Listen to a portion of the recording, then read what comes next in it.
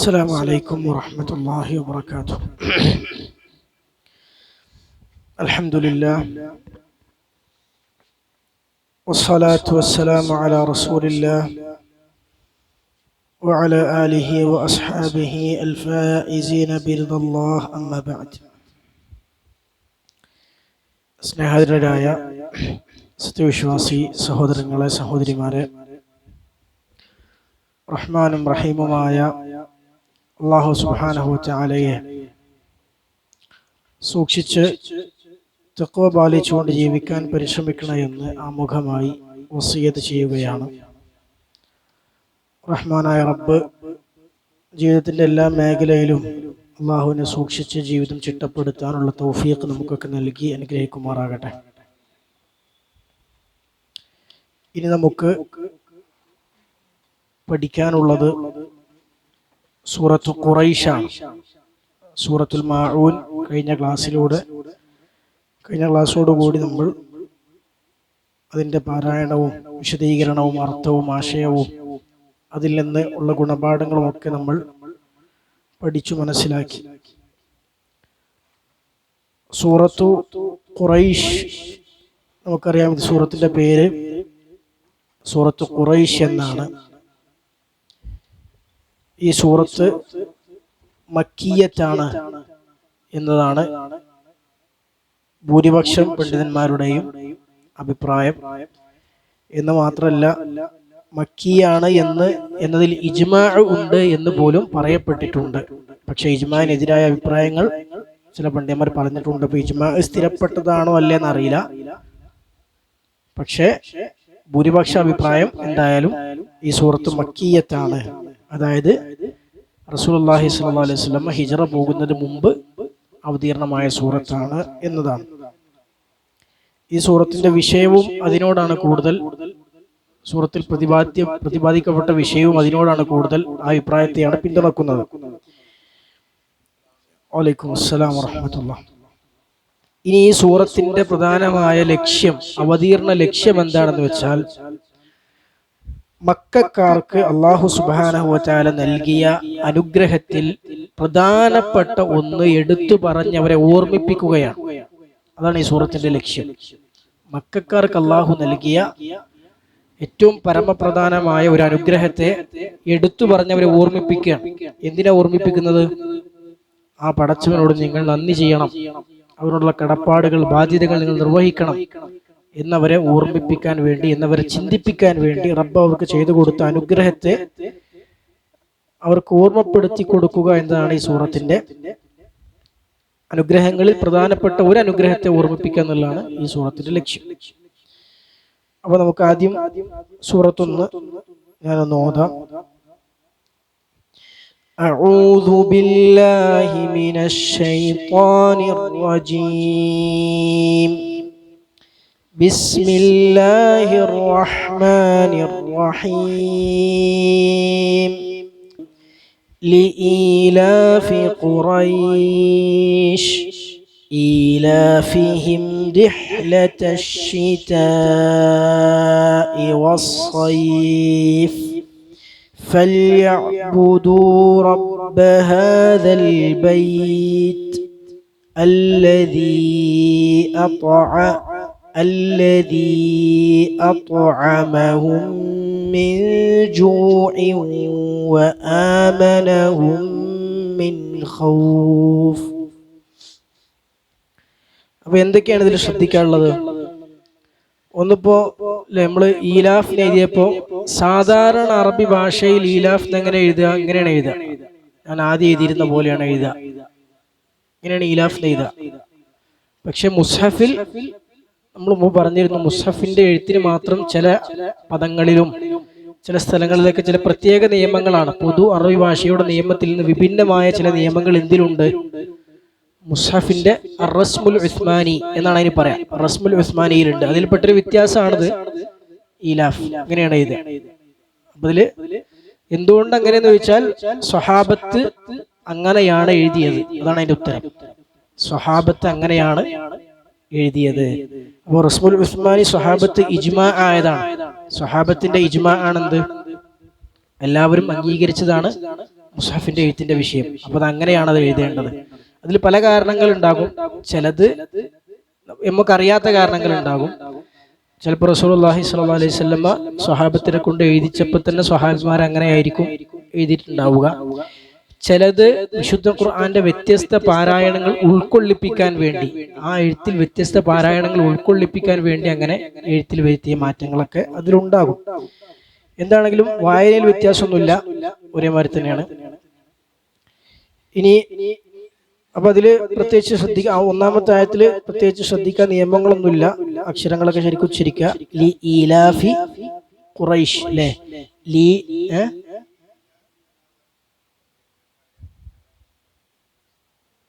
ലി ഈലാഫി, ലി ആദ്യൊരു ലാമുണ്ട്, അത് കഴിഞ്ഞിട്ടാണ് പിന്നെ ഹംസ.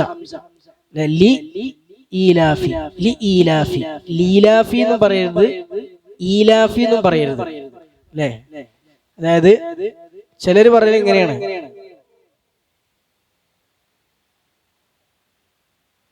എന്താ വായിക്ക, ലീലാഫി. ചിലര് പറയുന്നത് ഇങ്ങനെയാണ്,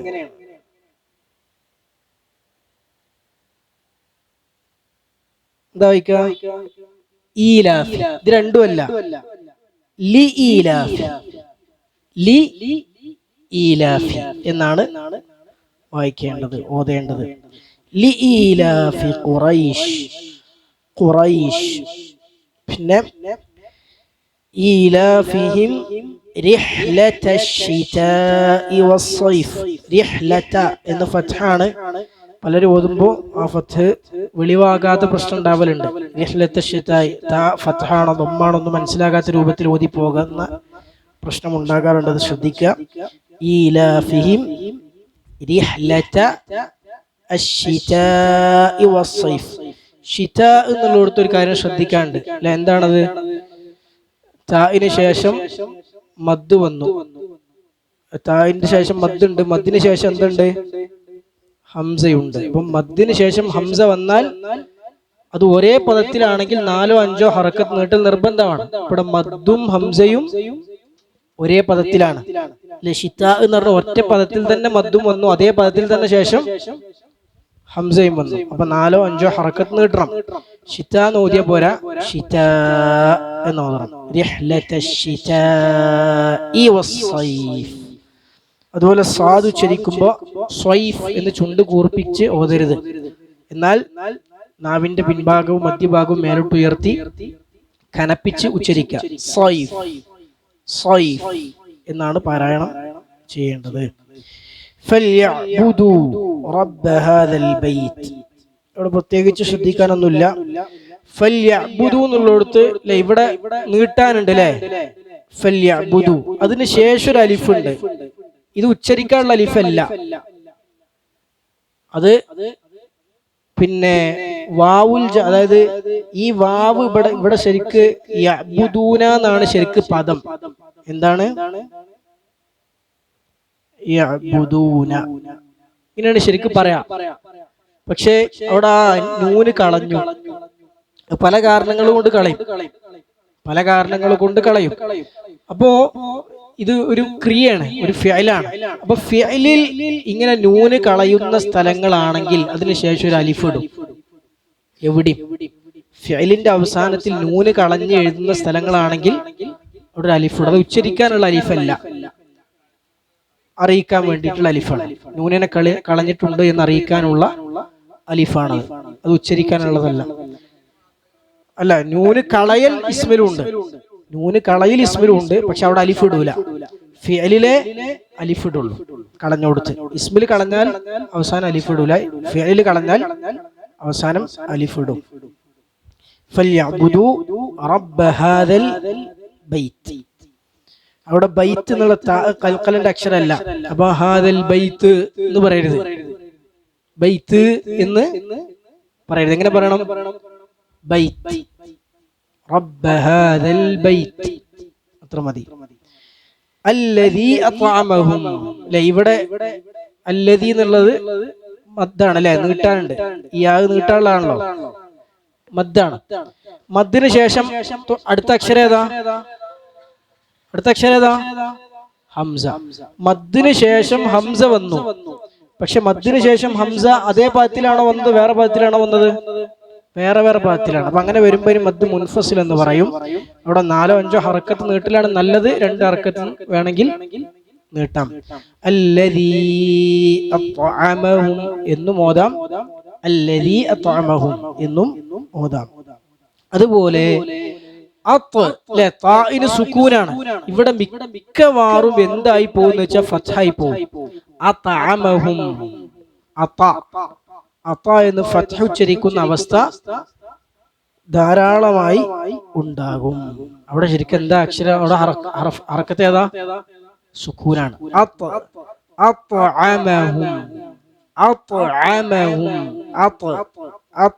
സുക്കൂനാണ് ഉച്ചരിക്കേണ്ടത്. കൽക്കലയുടെ അക്ഷരമാണ്. അപ്പൊ എന്ന ശബ്ദം കേൾക്കണം. അത്അമഹും അല്ല, അത്അമഹും, അത്അമഹും, അത്അമഹും. ഐന് ഫത്ഹാണ്. അപ്പൊ അതിനെ സുക്കൂനാകാനും പാടില്ല. മനസ്സിലായില്ലേ? അത്അമഹും, അത്അമഹും എന്നാണ് ഉച്ചരിക്കേണ്ടത്. അതുപോലെ അത്അമഹും മിൻ ജൂഇൻ. ഇവിടെ അത്അമഹും എന്നുള്ളടത്ത് ഒരു മീമുണ്ട്, മീമിന് സുക്കൂനാണ്. പിന്നെ അടുത്ത മീമിന് കസ്റാണ്. അപ്പോൾ എന്ത് ചെയ്യണം? ഇവിടെ മണിക്ക് ഇദ്ഗാം ചെയ്യണം. ഈ മീമിനെ ഈ മീമിലേക്ക് ലയിപ്പിച്ച് ഇത്. അപ്പൊ ഈ മീമിന്റെ മേലെ ഒരു ശബ്ദുണ്ട്, നോക്കി. മിന്നിലെ മീമിന്റെ മേലെ ശബ്ദുണ്ടാ? അതെങ്ങനെ ഉണ്ടായി? ഈ മീമിനെ ഈ മീമിലേക്ക് ലയിപ്പിച്ചപ്പോ ഇദ്ഗാം ചെയ്തപ്പോ ഉണ്ടായ ശബ്ദാണ്. അപ്പൊ എങ്ങനെ ഓതുക? മനസ്സിലായില്ലേ? ആ മീമിന് രണ്ടാമത്തെ മീമിൽ ലയിപ്പിച്ച് മണിച്ച് ഓതുക. മിൻ ജൂഇൻ. ഇവിടെ മിൻ ജൂഇൻ. അവിടെ എന്താ നിയമം? പ്രത്യേകിച്ച് എന്തെങ്കിലും നിയമമുണ്ടോ? ഇഖ്ഫാഉൻ ബിഗുന്ന എന്ന് പറയില്ലേ? ഇഖ്ഫാ ഹഖീഖിയാണ്. അതായത് ഈ നൂനിനെ, സുക്കൂനുള്ള നൂനാണ്, സുക്കൂനുള്ള നൂന് ശേഷം ജീമ് വന്നു. ജീമ് ഇഖ്ഫാന്റെ അക്ഷരങ്ങളിൽ പെട്ട. എന്താ ഇഖ്ഫ എന്ന് പറഞ്ഞാൽ? അവ്യക്തമാക്കി മണിക്കാം. അപ്പൊ എങ്ങനെ ഓതുക? മിൻ എന്ന് പറയാൻ പറ്റുമോ? ഇല്ല. മിൻ ജൂഇൻ, അത്അമഹും മിൻ ജൂഇൻ, മിൻ ജൂഇൻ. എങ്ങനെ ഓതരുത് എന്ന് ചോദിച്ചാൽ മിൻ ജൂഇൻ എന്ന് ഓതരുത്. മിൻ ജൂഇൻ അല്ല, എന്താണ്? മിൻ ജൂഇൻ, മിൻ, മിൻ അവ്യക്തമാക്കി മണിക്കാം. ഇനി ജൂഇൻ വ, ഇവിടെ എന്താ നിയമമുണ്ടോ? അവിടെ ഇദ്ഗാമുൻ ബിഗുന്ന. എന്താ അങ്ങനെ പറഞ്ഞാൽ? ഈ തെൻവീനിനെ ശേഷമുള്ള വാവിലേക്ക് ഇദ്ഗാം ചെയ്യണം, ലയിപ്പിക്കണം, എന്നിട്ട് മണിക്കണം. അപ്പൊ എങ്ങനെ ഓതുക? ജൂഇൻ വ, ജൂഇൻ വ. ആ തെൻവീന് ശേഷമുള്ള വാവിൽ ലയിച്ചു ചേരണം. ജൂഇൻ വ ആമനഹും മിൻ. ഇവിടെ വീണ്ടും ആമനഹും മിൻ. അത്അമഹും മിന്നുള്ളിടത്ത് പോലെ തന്നെ ഇവിടെ എന്ത് ചെയ്യണം? ഇവിടെയും ഇദ്ഗാം ചെയ്യണം. ആമനഹും മിൻ. അതുപോലെ മിൻ ഖൗഫ്. ഇവിടെ എന്താ നിയമം? ഇദ്ഹാർ ചെയ്യണം. അല്ലെ? എന്താ ഇദ്ഹാർ? വ്യക്തമാക്കി ഓതണം. മിൻ ഖൗഫ് പറ്റുമോ? ഇല്ല. മിൻ ഖൗഫ്, മിൻ ഖൗഫ് വ്യക്തമാക്കി വെളിവാക്കി പാരായണം ചെയ്യും. അപ്പൊ നിങ്ങൾ നോക്കി, ഈ ഒരു വരിയിൽ തന്നെ നൂനുസാക്കിന മീമുസാക്കിന്റെ ഏതാണ്ട് എല്ലാ നിയമങ്ങളും വന്നു അല്ലേ? ഇവിടെ പിന്നെ മീമുസാക്കിന അല്ല, നൂനുസാക്കിനന്റെ നിയമങ്ങൾ വന്നു. മിൻ ജൂ എന്നുള്ളിടത്ത് ഇഖ്ഫ ആണ്. പിന്നെ മിൻ ഖൗഫ് എന്നുള്ളിടത്ത് ഇദ്ഹാർ ആണ്. പിന്നെ ഇതോടെ വന്നത് ജൂഇൻ വ എന്നുള്ളിടത്ത് ഇദ്ഗാമുൻ ബിഗുന്നയാണ്. ഇനി ഒന്നേ ബാക്കിയുള്ളൂ, രണ്ടെണ്ണേ ബാക്കിയുള്ളൂ. ഏതാ ബാക്കിയുള്ള? ഒന്നേതാ? ഇദ്ഗാമുൻ ബിലാഗുന്നുണ്ട്. ബിലാഗുന്ന പറഞ്ഞാൽ മണിക്കാതെ ലയിപ്പിക്കുക. ലാമും റാ ഒക്കെ വന്നാൽ മണിക്കാതെയാണ് ലയിപ്പിക്കുക. സുക്കൂനുള്ള നൂനോ തെൻവീനോ ശേഷം ലാമോ റാ വന്നാൽ മണിക്കാതെ ലയിപ്പിക്കും. അവിടെ വഖഫ് ഉണ്ടോ? ഇല്ല. വഖഫ് ചെയ്താൽ എടുത്തോതുക, വഖഫ് ചെയ്യാ, പിന്നെ എടുത്തോതിയാൽ മതി. മിൻ ജൂഇൻ വ ആമനഹും മിൻ ഖൗഫ് നോദിയാൽ മതി. അപ്പൊ ഇനി നമ്മളെല്ലാരും കൂടി നോക്കുക. അഊദു ബില്ലാഹി മിനശ് ശൈത്വാനിർ റജീം.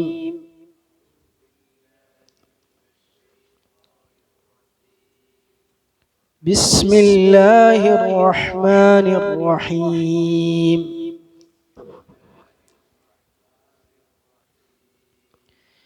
لإيلاف قريش لإيلاف قريش إيلافهم رحلة الشتاء والصيف.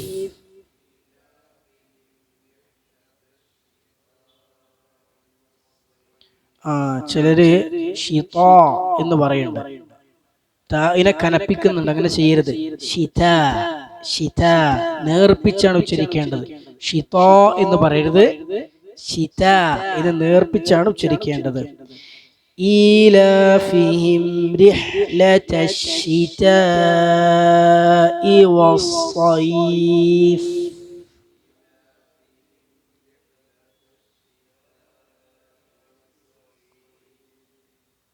സാദിനെ മാത്രമാണ് ആയത്തിൽ കനപ്പിക്കാനുള്ളത്. ശേഷമുള്ള ഫായിനെയും കനപ്പിക്കേണ്ട, അതിന്റെ മുമ്പുള്ള ഒരു അക്ഷരത്തെയും കനപ്പിക്കേണ്ടതില്ല. إيلافهم رحلة الشتاء والصيف.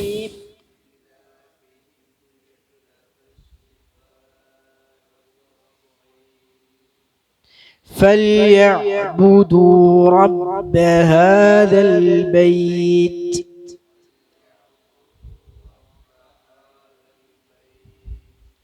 فليعبدوا رب هذا البيت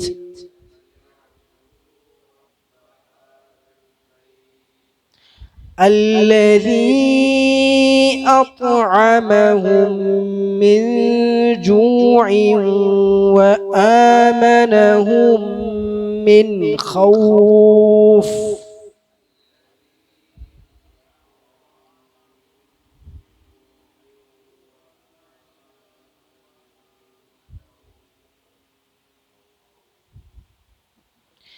الذي أطعمهم من جوع وآمنهم من خوف.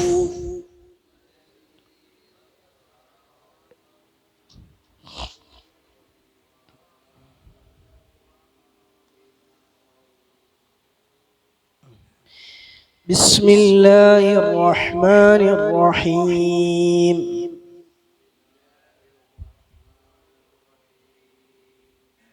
لإيلاف قريش إيلافهم رحلة الشتاء والصيف.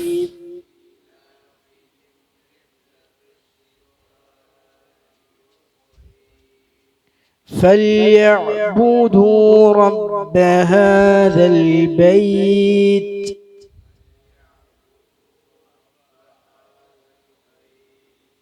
الذي أطعمهم من جوع وآمنهم من خوف. അർത്ഥത്തിലേക്ക് എന്താണ് ഈ സൂറത്തിന്റെ, നമുക്കൊക്കെ അറിയുന്നതായിരിക്കും, ചെറിയ സൂറത്തുകളാണ്. ലഇലാഫി ഖുറൈശ് അല്ലേ? എന്താണ് ഈലാഫ് എന്ന് പറഞ്ഞാൽ? എന്താ ഈലാഫ്? എന്താ അർത്ഥം? ഇണക്കം എന്നാണ് ഈലാഫിന്റെ അർത്ഥം അല്ലെ? കൂട്ടി ഇണക്കുക എന്നൊക്കെയാണ്. അപ്പൊ ലഇലാഫി ഖുറൈശ്, ലി എന്ന് പറഞ്ഞാൽ നമ്മളതിന്റെ തഫ്സീർക്ക് കടക്കുമ്പോൾ കുറച്ചുകൂടി വിശദമായി നമ്മളത് കൈകാര്യം ചെയ്യും. ആദ്യം അർത്ഥം പറഞ്ഞു പോകാം.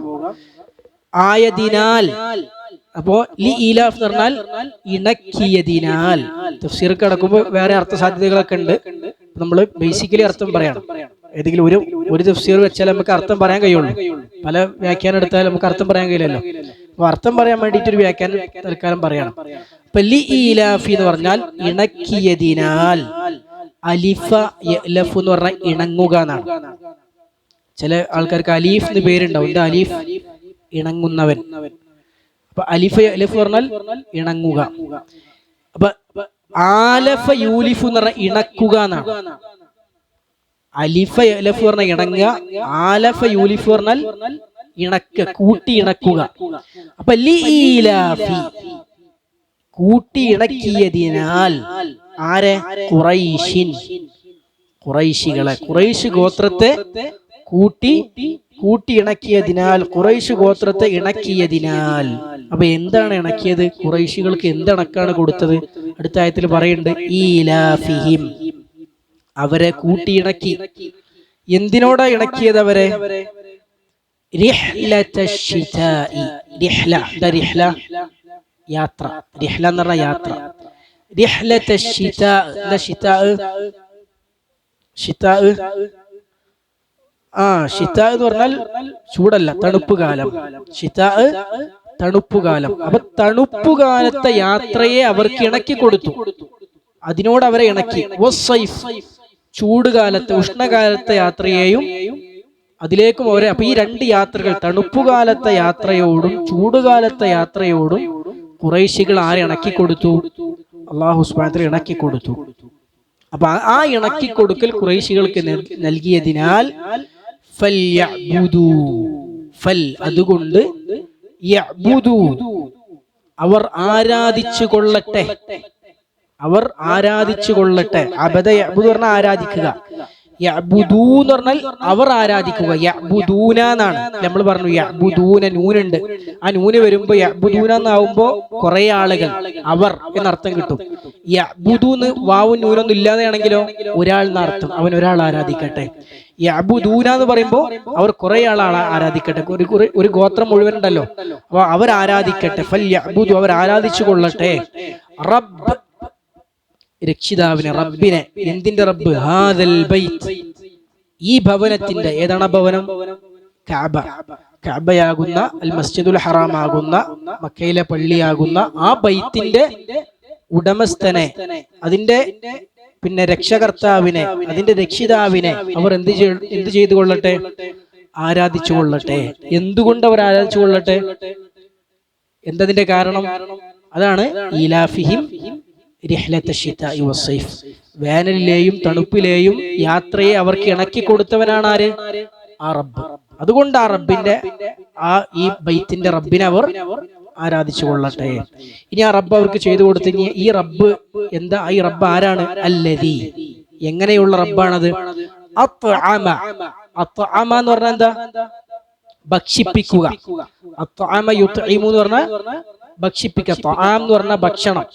തഈമ എന്ന് പറഞ്ഞ ഭക്ഷണം കഴിച്ചു. തഈമ യത്അമു, ഭക്ഷണം കഴിക്കുന്നു, കഴിച്ചു. അത്അമ യുത്ഇമു എന്ന് പറഞ്ഞാലോ ഭക്ഷണം കഴിപ്പിച്ചു.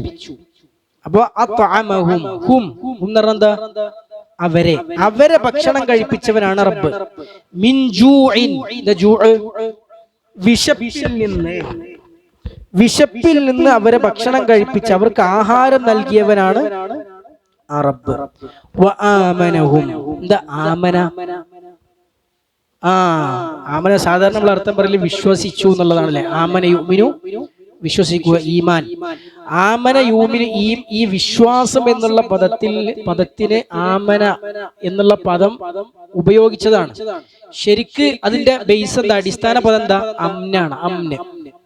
എന്താ അമ്ന് പറഞ്ഞ? നിർഭയത്വം. അമ്ന് പറഞ്ഞ നിർഭയത്വം.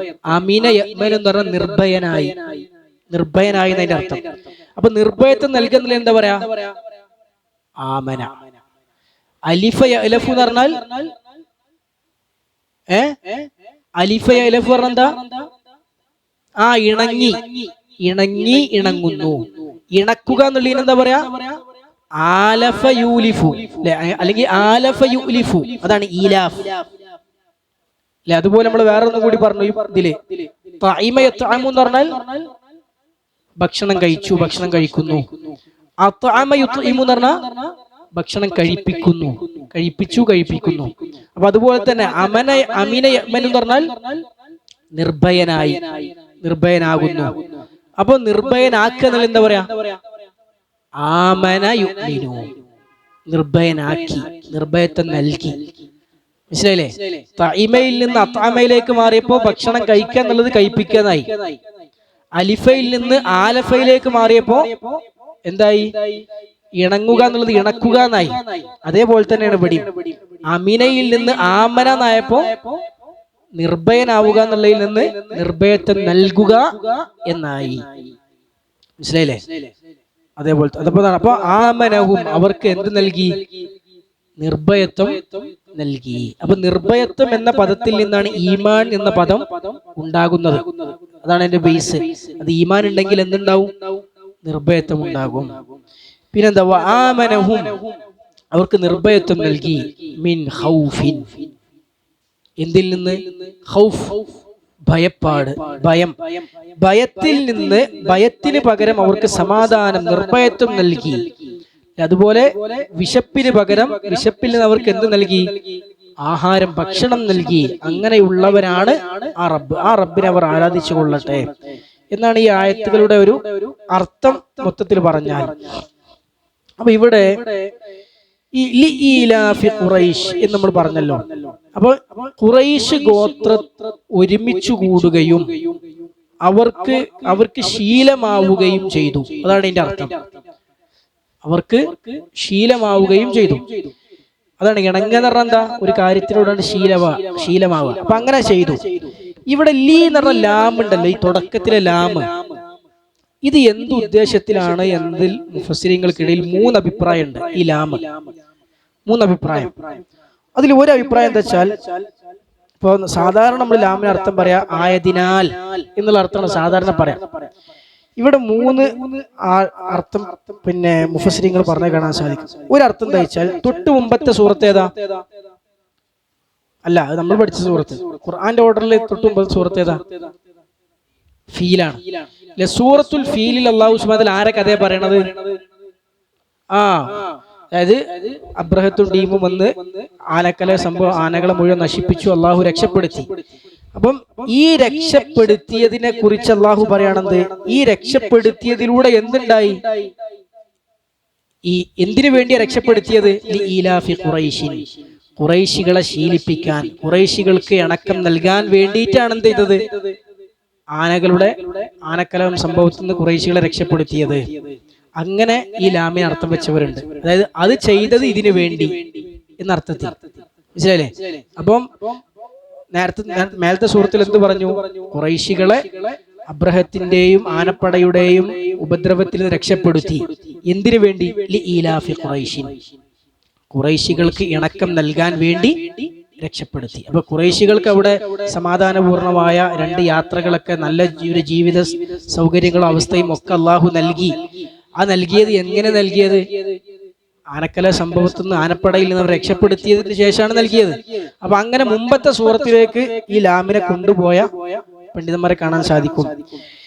രണ്ടാമത്തെ ഒരർത്ഥം പണ്ഡിതന്മാർ പറഞ്ഞെന്താ വെച്ചാൽ, ഈ ആയത്തിന്റെ ഉദ്ദേശം പിന്നെ അതായത് അവിടെ ആനപ്പടയെ കാസ്ഫിൻ മഅ്കൂലാക്കിയല്ലോ, ചവച്ചു തുപ്പിയ നുറുമ്പുകളെ പോലെയാക്കി. എന്തിനു വേണ്ടി? ഖുറൈശികൾക്ക് ഈ അനുഗ്രഹം കൊടുക്കാൻ വേണ്ടി എന്ന ആ വേണ്ടി എന്നുള്ള അങ്ങനെ ലാമിന് അർത്ഥം വെച്ചവരുണ്ട്. മറ്റൊന്നെന്താ വെച്ചാൽ, അത്ഭുതം കൂറ ഈലാഫി ഖുറൈശ്, ഖുറൈശികളെ കാര്യത്തിൽ. അപ്പൊ ഈ ലാമിന്റെ മുമ്പ് ഒരു ഇഅ്ജബ് ഉണ്ടാവും. ഒരു ഇഅ്ജബ് പറഞ്ഞാൽ അത്ഭുതം, അത്ഭുതപ്പെടൂ എന്നർത്ഥം. അത്ഭുതപ്പെടൂ. അപ്പോ ഖുറൈശികൾക്ക് ഇണക്കം നൽകിയതിൽ നിങ്ങൾ അത്ഭുതപ്പെടൂ. നിങ്ങൾക്ക് എന്താ അതിൽ അത്ഭുതം തോന്നാത്തത്? ഖുറൈശികൾക്ക് ഇണക്കം നൽകിയിട്ട് എന്താണ് നിങ്ങൾക്ക് അത്ഭുതം തോന്നാത്തത്? എന്താ അങ്ങനെ പറയാനുള്ള കാരണം? ഇങ്ങനെ അവർക്ക് ഈ ഇണക്കവും വലിയ അനുഗ്രഹങ്ങളൊക്കെ ചെയ്തു കൊടുത്തിട്ടും അവരെന്ത് ചെയ്യുന്നില്ല? അള്ളാഹുവിനെ മാത്രം ആരാധിക്കുന്നില്ല, പടച്ചവനോട് ബാധ്യതകൾ നിർവഹിക്കുന്നില്ല. അപ്പൊ ഈലാഫി ഖുറൈശ്, അങ്ങനെയുള്ള ഖുറൈശികൾ അവസ്ഥയിൽ നിങ്ങൾ അത്ഭുതപ്പെടൂ എന്ന് വിശദീകരിച്ച പണ്ഡിതന്മാരെയും നമുക്ക് കാണാൻ സാധിക്കും. മൂന്നാമത്തെ ഒരു വിശദീകരണമാണ് തൊട്ട് ശേഷം പറഞ്ഞതിലേക്ക് ഈ ലാമിനെ കൊണ്ടുപോയി, ഈ ഫല്യഅ്ബുദിലേക്ക് കൊണ്ടുപോയി. അതായത് ഈ ഭവനത്തിന്റെ റബ്ബിനെ അവർ ആരാധിച്ചു കൊള്ളട്ടെ. എന്താ കാരണം? ഈലാഫി ഖുറൈശി, കാരണം ഈ ഖുറൈശികൾക്ക് റിഹ്ലത്തു ശിതാഉം റിഹ്ലത്തു സൈഫ് എന്ന 2 അനുഗ്രഹം പടച്ചോൻ ചെയ്തു കൊടുത്തു. അപ്പൊ അതിന് ശുക്രെന്നോണം അവരെന്ത് ചെയ്യട്ടെ? അവർ ആരാധിച്ചു കൊള്ളട്ടെ. അപ്പൊ ഇങ്ങനെയാണ് 3 അഭിപ്രായങ്ങൾ. മനസ്സിലായോ? ആ ലാം എന്ന് പറഞ്ഞാൽ എന്താ? എന്തിനു വേണ്ടി അല്ലെങ്കിൽ എന്തുകൊണ്ട് എന്നുള്ളതാണ് ലാം. അപ്പൊ ഒരർത്ഥം, ഒരു വിശദീകരണം എന്താ? ആനപ്പടയെ വൈക്കോൽ നുറുമ്പ് പോലെ ആക്കിയല്ലോ, അത് എന്തിനു വേണ്ടിയായിരുന്നു? ഖുറൈശികൾക്ക് ഈ 2 യാത്രകളിൽ നിന്നുള്ള സൗകര്യമെടുത്ത് അനുഗ്രഹപൂർണമായ ജീവിതം ലഭിക്കാൻ വേണ്ടിയായിരുന്നു അത് ചെയ്തത്. രണ്ടാമത്തെ അർത്ഥം എന്താ? ഈ അനുഗ്രഹമൊക്കെ ചെയ്തു കൊടുത്ത് അള്ളാഹുവിനെ അവർ ആരാധിക്കാത്തതിൽ നിങ്ങൾ അത്ഭുതപ്പെടുന്നില്ലേ? നിങ്ങൾക്കത് അത്ഭുതം തോന്നുന്നില്ലേ? ഖുറൈശികൾക്ക് ഈ ഒരു ഇണക്കമൊക്കെ കിട്ടിയിട്ടും എന്താ നിങ്ങൾ അത്ഭുതപ്പെടൂ എന്നർത്ഥം. മൂന്നാമത്തെ വിശദീകരണം എന്താ? ഈ ഭവനത്തിന്റെ രക്ഷിതാവിനെ അവർ ആരാധിച്ചു കൊള്ളട്ടെ. എന്തുകൊണ്ട്? അവർക്ക് ഈ അനുഗ്രഹം റബ്ബ് ചെയ്തു കൊടുത്തത് കൊണ്ട്. മനസ്സിലായില്ലേ? ഇങ്ങനെ 3 രൂപത്തിൽ ഈ ലാമിനെ വിശദീകരിച്ച പണ്ഡിതന്മാർ നമുക്ക് കാണാൻ സാധിക്കും. അതില് മുമ്പത്തെ സൂറത്തിൽ നിന്ന് ഈ സൂറത്തിലേക്ക് എടുക്കുക എന്നുള്ളതിനെ അത് ഒരിക്കലും സ്വീകാര്യമല്ല എന്ന് പല പണ്ഡിതന്മാരും പറഞ്ഞിട്ടുണ്ട്. കാരണം അങ്ങനെ മുമ്പത്തെ സൂറത്തിൽ നിന്ന് ഈ സൂറത്തേക്ക് എടുക്കുന്ന പരിപാടി ഖുർആനിൽ പൊതുവേ ഇല്ല, തഫ്സീറില്. അപ്പൊ പിന്നെ അത് അത്ര സ്വീകാര്യമല്ല എന്ന് പറഞ്ഞ പണ്ഡിതന്മാരെ അത് വേറെ സൂറത്തല്ലേ, അത് വേറെ സൂറത്താണ്. അപ്പൊ അങ്ങനെ പറഞ്ഞ ഇബ്നു കസീർ റഹിമഹുള്ളാഹ് അതിന് എതിർത്തിട്ടുണ്ട്. കാരണം ബിസ്മി അതിന്റെ അടി ചേർത്ത് വേറെ സൂറത്താക്കി പിന്നെ ആ സൂറത്തിൽ നിന്ന് ഈ സൂറത്തിലേക്ക് ബാക്കി എടുക്കുക എന്ന് പറഞ്ഞത് ശരിയല്ല എന്ന് പല പണ്ഡിതന്മാരും എതിർത്തിട്ടുണ്ട്. അപ്പൊ അതത്ര സ്വീകാര്യമായ ഒരു വിശദീകരണമല്ല. ബാക്കി രണ്ടിനും സാധ്യതയുണ്ട്. കാരണം ഇങ്ങനെ പടച്ചറപ്പ് അനുഗ്രഹങ്ങൾ ചെയ്തു കൊടുത്തിട്ടും ഖുറൈശികൾക്ക് നിങ്ങൾക്ക് അത്ഭുതം തോന്നുന്നില്ല അവരുടെ അവസ്ഥ കണ്ടിട്ട്. അത് ഖുർആന്റെ ഒരു ശൈലിയാണ്, അങ്ങനെ ഖുർആൻ പ്രയോഗിക്കാറുണ്ട്. അപ്പൊ അത് അങ്ങനെ നൽകിയ പണ്ഡിതന്മാരുണ്ട്. ഇങ്ങനെ പടച്ചറപ്പ് അനുഗ്രഹം ചെയ്ത് കൊടുത്തത് കൊണ്ട് അവരെന്ത് ചെയ്യട്ടെ? ഈ ഭവനത്തിന്റെ രക്ഷിതാവിനെ ആരാധിച്ചു കൊള്ളട്ടെ. അപ്പൊ കാരണം പറയാൻ എന്തുകൊണ്ട് ആരാധിക്കണം എന്ന് വെച്ചാൽ ഈ അനുഗ്രഹം ചെയ്തു കൊടുത്തത് കൊണ്ട്. അങ്ങനെ കാരണം പറയാൻ, ആരാധിക്കാനുള്ള കാരണമായി ഇതെടുത്തു പറഞ്ഞു. ആ അർത്ഥത്തിൽ ലാമിനെ വിശദീകരിച്ചുകൊണ്ട് ആ രണ്ടർത്ഥവും പിന്നെ ഒരു പരിധിവരെ സ്വീകാര്യമാണ്. അല്ലെങ്കിൽ അത് പിന്നെ നമുക്ക് പിന്നെ ശരിവെക്കാവുന്ന വ്യാഖ്യാനങ്ങളാണ്. ഇനി എന്താണ് റിഹ്ലത്തു ശിതാഉം റിഹ്ലത്തു സൈഫ് എന്ന് പറഞ്ഞാൽ? റിഹ്ലത്തു ശിതാ എന്ന് പറഞ്ഞു കഴിഞ്ഞാൽ തണുപ്പ് കാലത്ത് മക്കക്കാർക്ക് ഒരു പ്രത്യേകത ഉണ്ട്. എന്താണ്? അവിടെ കൃഷിയില്ല. അവിടെ കൃഷി പിന്നെ നട്ടു മുളപ്പിക്കുന്ന കൃഷിയുമില്ല, കന്നുകാലികളെ വളർത്തുന്ന കൃഷിയും രണ്ടും എവിടെയില്ല? മക്കയിൽ ഇല്ലായിരുന്നു. മക്കക്കാർക്ക് ഭക്ഷണം വേണം, അവർക്ക് പിന്നെ ജീവിച്ചു പോണം. അപ്പൊ എന്താ മാർഗം? പടച്ച റബ്ബ് അവർക്കുള്ള ഭക്ഷണ പദാർത്ഥങ്ങളും കാര്യങ്ങളിലേക്ക് അങ്ങോട്ട് എത്തിക്കുന്നൊരവസരം പടച്ചോൻ കൊടുത്തു. അതേത് അവസരം? ഹജ്ജിന്റെ സന്ദർഭങ്ങൾ. അതുപോലെ പല സീസണുകളിൽ മക്ക എന്നുള്ളത് 2 അറബ് ഗോത്രങ്ങളുടെ പരന്നു കിടക്കുന്ന അറബ് ഗോത്രങ്ങളുടെ സെന്ററായി വർത്തിച്ചിരുന്ന നാടാണ് മക്ക. അപ്പൊ ഈ സീസണുകളിലൊക്കെ എല്ലാവരും ഒന്നുകൂടലൂടെ ഒരു ചന്ത പോലെ ഓരോ നാട്ടിലുണ്ടാകുന്ന കൃഷിയും വിഭവങ്ങളൊക്കെ ആയിട്ട് എങ്ങോട്ട് വരും? മക്കയിലേക്ക് വരും കച്ചവടം ചെയ്യാൻ. മറ്റു മലപ്രദേശങ്ങളിൽ നിന്നും അവിടെ ഇപ്പൊ സീസൺ ആവില്ല, കൃഷിന്റെ സമയമാവില്ല, വിളവെടുപ്പിന്റെ സമയമാവില്ല. അപ്പൊ അവര് സാധനം വാങ്ങാൻ എങ്ങോട്ട് വരും? മക്കയിലേക്ക് വരും. അപ്പൊ എല്ലായിടത്തുനിന്നും ഭക്ഷണ പദാർത്ഥങ്ങളായിട്ട് ഓരോ നാട്ടിൽ എങ്ങോട്ട് വരും? മക്കയിലേക്ക് ഇങ്ങോട്ട് വരും. ഇനി അത് മാത്രല്ല, മക്കക്കാർക്ക് ഭയങ്കര സുഖമാണ്. അവർക്ക് എന്ത് ചെയ്യാൻ പറ്റും? അവിടെ വരുന്ന ചരക്കുകളായിട്ട് മറ്റേ നാട്ടിലേക്ക് കച്ചവടത്തിന് പോകാൻ പറ്റും. മാത്രല്ല ഓരോ സമയത്തും സീസൺ ആകുമ്പോൾ ആ സീസണിൽ അവിടെ പോയിട്ട് അവിടെ നിന്ന് സാധനങ്ങൾ വാങ്ങിക്കൊണ്ടെന്ന് മക്കയിൽ നിന്നും വിൽക്കാം, അതല്ല മറ്റേ നാട്ടിൽ കൊണ്ടുപോയി വിൽക്കാം. അപ്പൊ മക്കക്കാരുടെ പിന്നെ നിലനിൽപ്പ് എന്തിലായിരുന്നു? ഈ ഒരു കച്ചവടത്തിലായിരുന്നു. ഈ പടച്ച റബ്ബ് ആ ഒരു കേന്ദ്രമാക്കി അറബികളുടെ മുഴുവൻ, അനറബികളുടെ പോലും ഒരു കേന്ദ്രമായി എന്തിനു നിശ്ചയിച്ചു? മക്കയെ നിശ്ചയിച്ചു. അങ്ങനെ വലിയൊരു അനുഗ്രഹം പടച്ച റബ്ബ് ആർക്ക് ചെയ്തു കൊടുത്തു? മക്കക്കാർ ചെയ്തു കൊടുത്തു. ചൂട് കാലത്ത്, മക്കയിൽ ചൂടുണ്ടായിരുന്ന സമയം, ചൂട് കാലത്ത് അവർ എങ്ങോട്ട് പോകുമായിരുന്നു? ഷാമിലേക്ക് പോകുമായിരുന്നു. കാരണം ഷാം എന്ന് പറഞ്ഞാൽ ഇപ്പോഴത്തെ സിറിയ അടങ്ങുന്ന ഫലസ്തീനൊക്കെയുള്ള പ്രദേശമൊക്കെ ഷാമാണ്. അപ്പൊ ആ സ്ഥലത്തിന്റെ പ്രത്യേകത അവിടെ തണുപ്പ് പ്രദേശമാണ്, കൂടുതൽ തണുപ്പാണ് അവിടെ. അപ്പൊ ചൂട് കാലത്ത് അവർക്ക് ചൂടുന്ന ആശ്വാസമാണ് പോക്ക്. ആ സമയത്ത് അവിടുന്ന് ചരക്കായിട്ട് വരാനും അവിടെ പോയി കച്ചവടം ചെയ്യാനും പറ്റും. തണുപ്പ് കാലത്ത് എങ്ങോട്ട് പോകും? മക്കയിൽ ഭയങ്കര തണുപ്പാകുമ്പോൾ യമനിലേക്ക് പോകും. അപ്പൊ യമന് ചൂടിന്റെ സ്ഥലമാണ്. അപ്പൊ ഇവിടുത്തെ തണുപ്പിന് ആശ്വാസം കിട്ടും ചെയ്യും, അവർക്ക് അവിടെയുള്ള ചരക്കുകളെ കൊണ്ടുവരാനും കച്ചവടത്തിന് പറ്റും ചെയ്യും. അപ്പൊ അള്ളാഹു അങ്ങനെ വലിയ ഒരു അനുഗ്രഹം ചെയ്തു കൊടുത്ത നാടാണ് ഇത് മക്കക്കാർ.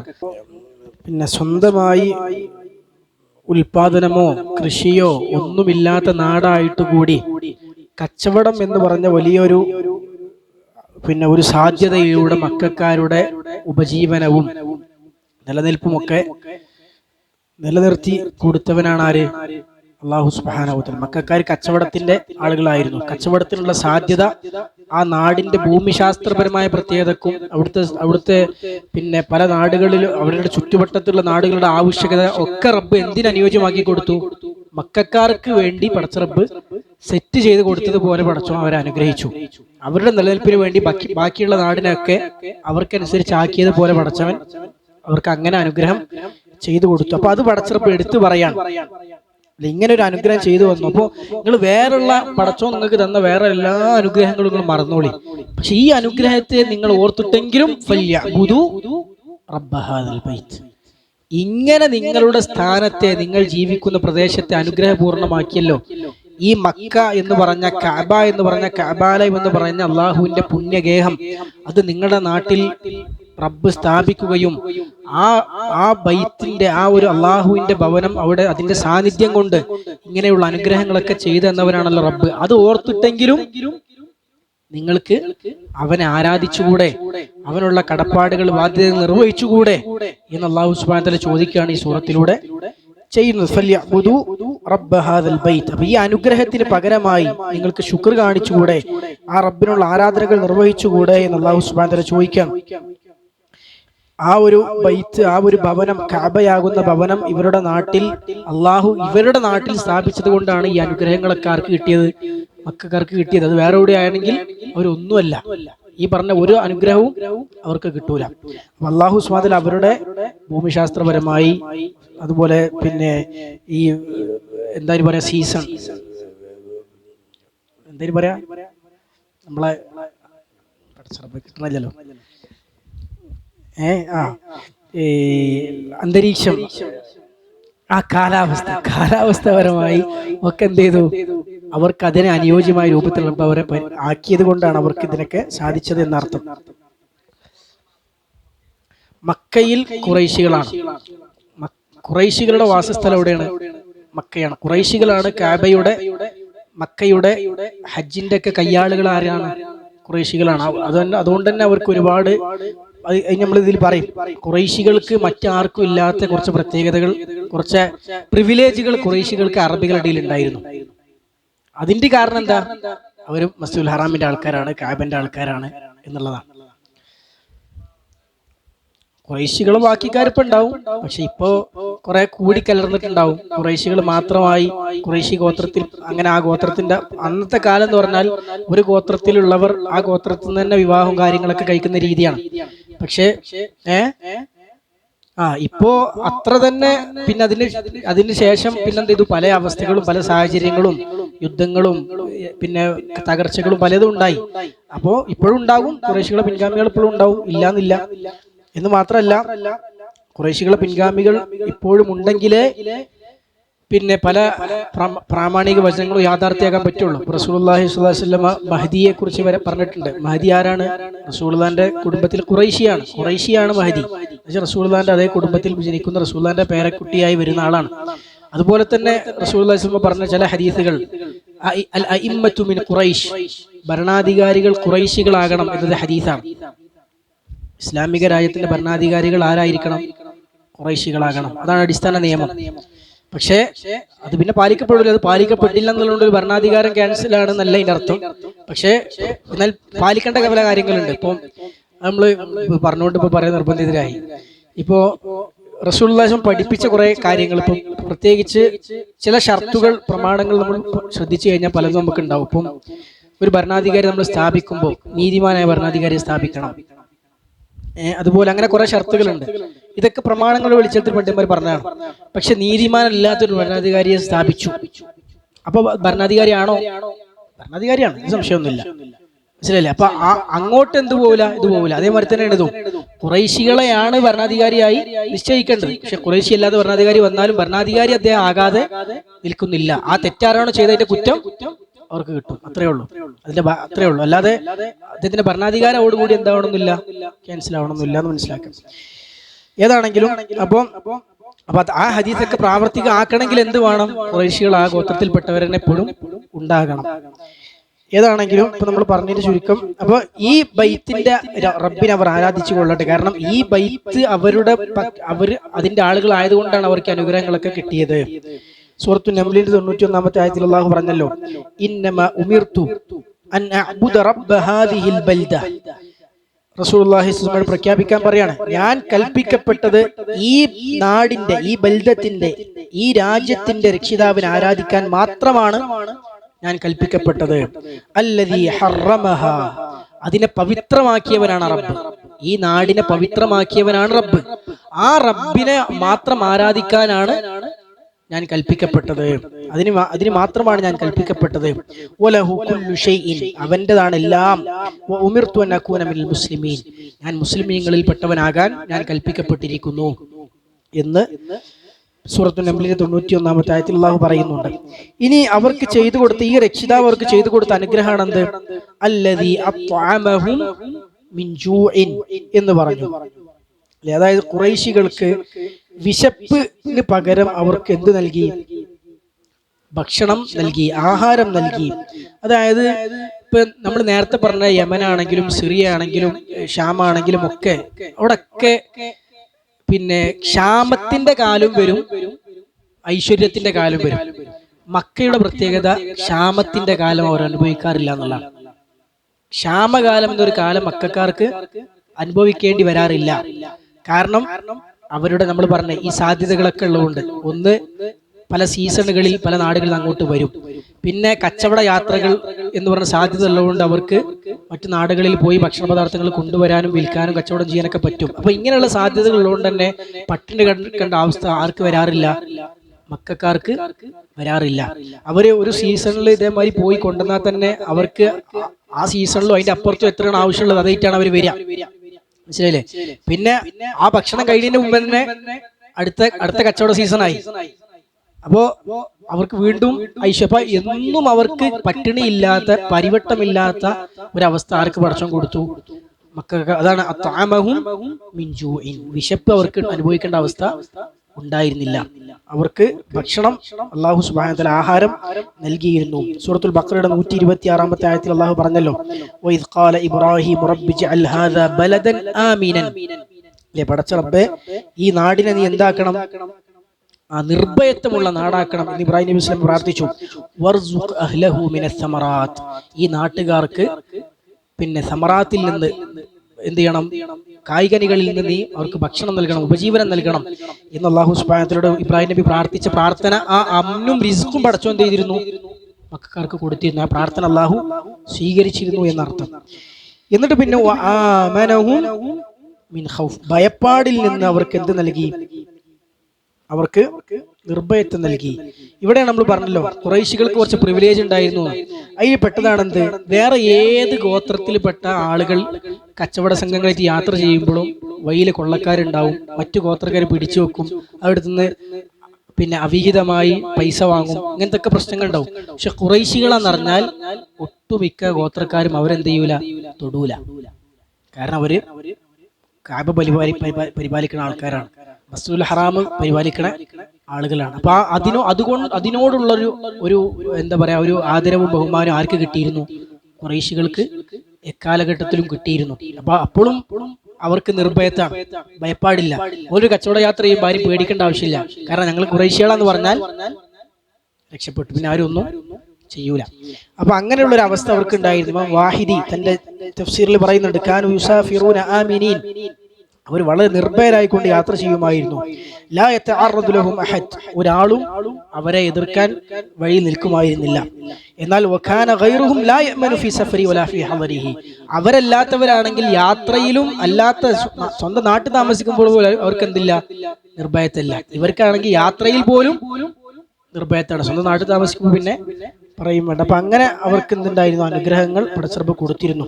സൂറത്തു ആലി ഇംറാന്റെ 96-97 ആയത്തിൽ അല്ലാഹു പറഞ്ഞു, ഇന്ന അവ്വല ബൈത്തിൻ വുദിഅ ലിന്നാസി ലല്ലദീ ബിബക്ക, അല്ലാഹു സുബ്ഹാനഹു വ തആല ജനങ്ങൾക്ക് വേണ്ടി ആദ്യമായി സ്ഥാപിച്ച ഭവനം അത് മക്കയിലുള്ള, മക്ക എന്ന് പറഞ്ഞാൽ മക്കയാണ്, മക്കയിലുള്ള ഭവനമാണ്. മുബാറക്കൻ വഹുദൻ ലിൽ ആലമീൻ, അത് ബറക്കത്തുള്ളതാണ്, ധാരാളം ഖൈറുകളുള്ള ഒരു നാടാണ്.